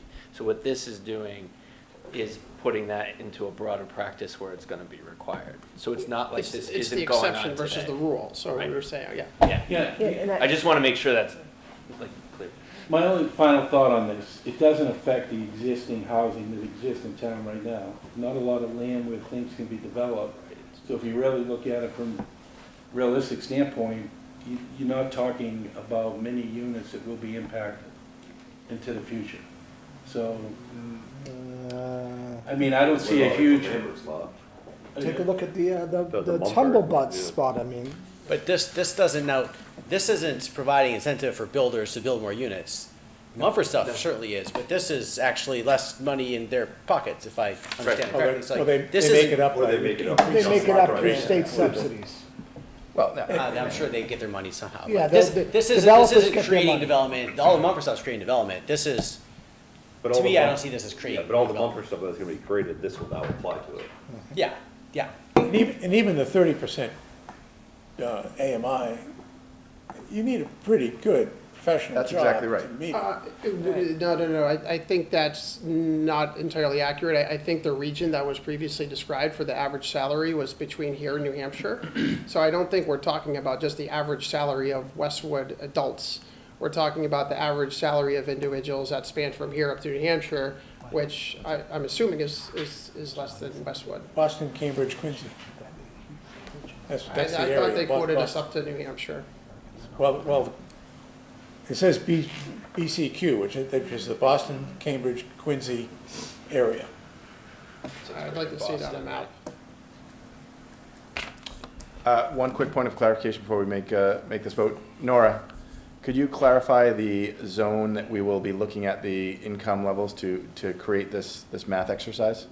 So this would apply to every district in town except for Mumford districts. It does not apply there. Okay. And it does not apply to the University Avenue mixed-use district. Thank you for that. But if there's multifamily development or any type of development under a special permit that leads to the need for affordable housing, this would apply there. Got it. And the zone which we will do the income ratio. The AMI. The AMI. Where's the AMI? Where's the AMI zone? Boston, Quincy, it goes up to southern New Hampshire, and it goes down around all of our suburban areas, Canton, Milton, Westwood, that whole area. It draws a circle. It's the Boston, Cambridge, Quincy metropolitan area. And we know what that number is right now? The number. The AMI number for that geographic region? Swag. I can find out. I don't have it at my fingertips, but I can let you know, what the income It's was. probably gonna be around 120 grand, so 30% of that is 40 grand a year. I believe No. for a family of four, I do know that, for a family of four, it's $140,000. Okay, so 30% of that would be the target for the recipient of that one unit in the, Correct, yeah. Your salary can't exceed that. correct. Yeah, to be eligible, you have to make 1/3 of 140 for that unit. There's 30%, 50%, and 80%, right? Yes. Okay, now there's two issues. Is it a rental or is it are you purchasing? If you're purchasing, you're gonna need, It sets the rent limit. It only applies to rental. okay. It does not apply to purchase units. Yeah. And it does not apply to Mumford, and it does not apply to University Avenue. Thank So you, it's like sir. 45 grand a year. We're saying you can live in this town if you make 45 grand a year or less. There's the other consideration, right? There are other aspects to living in Westwood that are expensive, right? So the grocery stores in Westwood are much more expensive than the grocery stores in other neighborhoods. So can a person, or if, I should say a household, making 45 grand a year live in Westwood? And we're saying you cannot make more than 45 grand a year to be eligible for that unit. Is that accurate? That's accurate? Yeah. My closing comment is, I don't look at this as taking the town down. I look at this as additive. I think economic diversity is a good thing. I don't think it's our enemy. I don't think, we're all gonna have to, keep our pocketbooks close to us and our laptops, under lock and key by having some additional families in town that, are maybe not making as much as other people. That is my personal opinion, and so, I think this is the right thing to do, but this is what makes FinCom great. We've got 11. No, I would echo that. I haven't said anything to date because I don't really have any, I agree largely with Mike's comments, and I agree that I think economic diversity is important and is part of what I think, makes Westwood special. Is we do have some economic diversity compared to some of the towns that you mentioned earlier, Wellesley being one. But I think more and more people are being priced out of Westwood, so this would allow, at least for some families who aren't in the highest of income brackets, to have a chance to live here. Motion to approve. Second. All those in favor? In favor. Aye. Opposed? Abstain. I think that's everybody. Abstain. All right. 7-4. So who's doing the write-up on this one? You gonna do a minority report? It's close. Might want to capture the spirit of it. I think you've had it, and you have the West Media Center to circle back. Any questions before, are you doing it, or who's doing the? No, who's doing the write-up? I don't have that list in front of me. I thought you were doing it. I was- Thanks, sir. That would not be fair. Planning board 3. All right. So, Bill, is there gonna be a minority or? There will be for anyone that had a no vote, right? No, so that was the question about a minority, when we write up the article, when it's a close vote, we can have, both sides represented. We put that in the book so that when the packet gets to every home, they can kind of see and kind of get a feel for. Yeah, I thought we did that whenever there was an opposition vote. No. Well, not We just don't. like one or two, but Okay. this one was closer. close. So I It's think we should 7-4. capture It's that. Because 7-4. people get up, somebody will get up and ask why 7-4, so it's better to kind of spell it out Yeah. in the book. I just can't remember. Okay, I think this is who had this one, so a we great should just discussion for the capture town, that. so happy to, if it's me, I don't know, are you looking at who's doing, we'll figure out who is doing it. If it's me, I'll do both. What's that? It's that computer, not this Oh, one. Oh, yeah, it's on the that's fine. computer. That's good. All right, planning board 3. This one is zoning bylaw and/or zoning map amendments relative to underlying zoning district designation of parcel on Providence Highway. So to see if the town will vote to approve certain amendments to the official zoning map to change the zoning designation of the parcel shown on the map 24 as Lot 74, also known as 216 to 310 Providence Highway, from single residence B, SRB, to highway business HB as follows, or take any other actions thereto. All right, to give people a thumbnail recap of this parcel. Decades ago, it was a business parcel. It was zoned business. And when the present facility was built, the residents that were on butting it came to town meeting and got the parcel rezoned as residential. Which means that what exists there now is a non-conforming use. It can stay there. And if they want to change that use substantially, they need to go to the building commissioner and ultimately the zoning board of appeals to say, can we change this non-conforming use? And that apparently is the case if if one of their tenants leaves and another tenant comes in with a different type of business, that's the process they have to go through. Changing it to highway business would actually limit the uses that can go in there, as opposed to uses now that the zoning board of appeals could say, oh, that's not a substantial change, and go ahead. So it actually gives the town more control to have it highway business. It also will revalue that land as highway business. It's more valuable, and the assessor's office will classify it with a higher value. That obviously will then result in a higher tax bill. So it's a benefit to the town to do this. It's not a detriment to the surrounding residential properties, I don't believe. And I think it might be actually in their benefit to do that, because there are some uses that our highway business excludes that could end up there. So I think this is a good thing. Motion to accept Planning Board Article 3? Second. All those in favor? Aye. Opposed? Abstentions?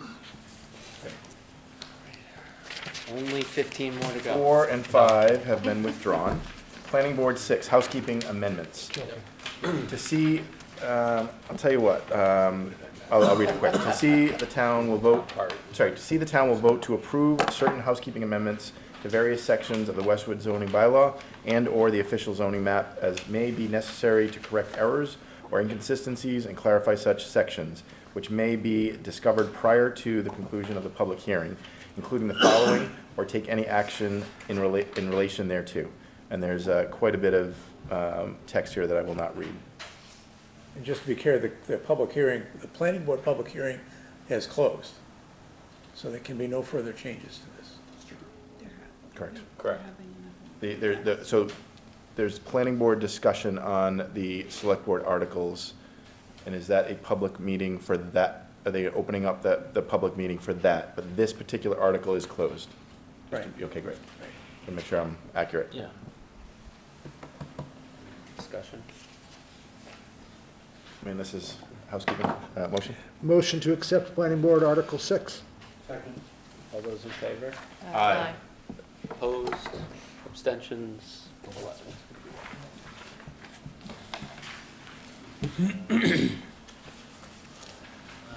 Planning Board 7.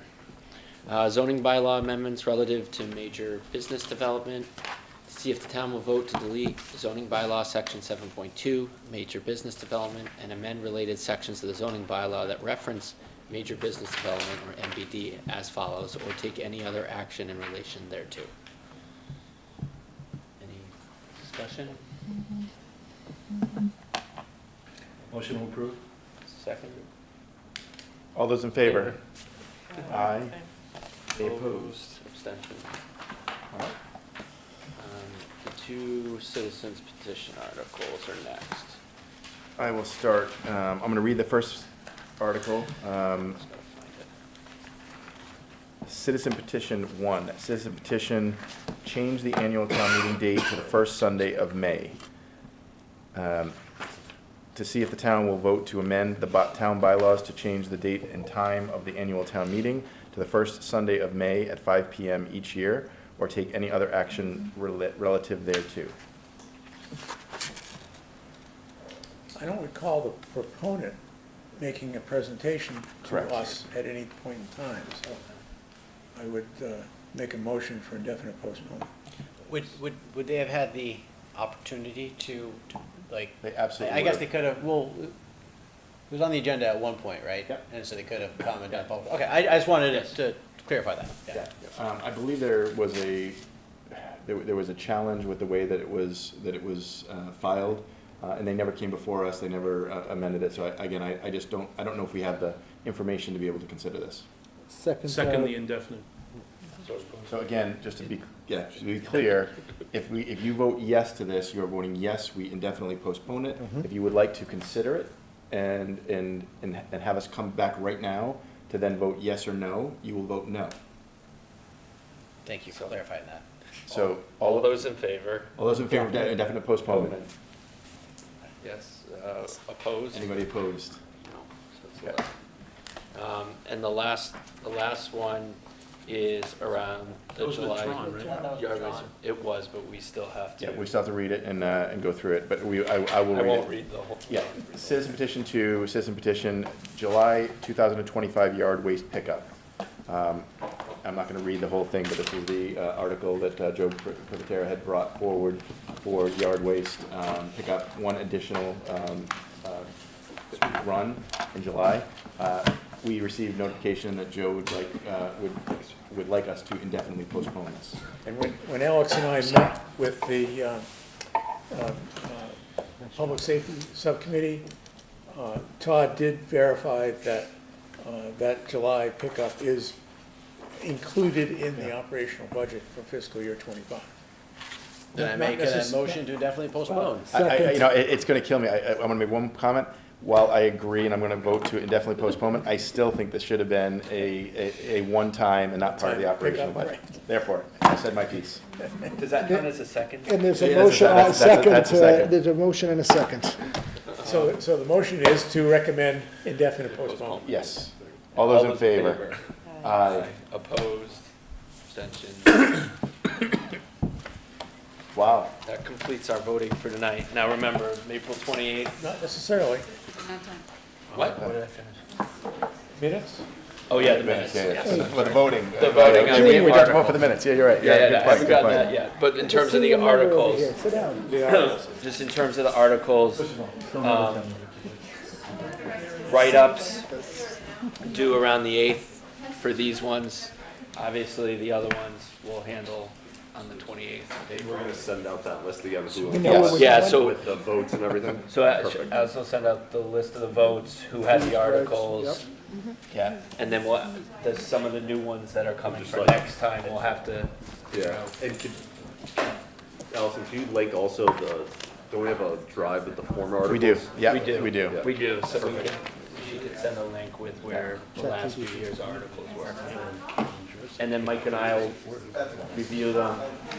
If we have, To you? Yes. send this to us and Allison. Yeah, 'cause some of us can't. And then, that way she can track them, because she's got a plan. And then we will, if we have any changes, we'll let you know. Okay. Before we send it to be published. Perfect. Any other business before we go into the minutes? Motion to leave?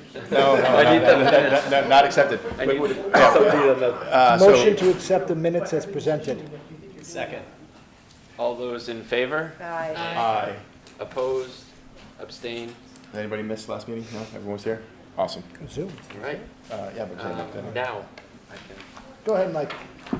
motion to leave. Motion to leave. Second. Good job, everybody. Thank you, everybody. Good job, Bill, Mike.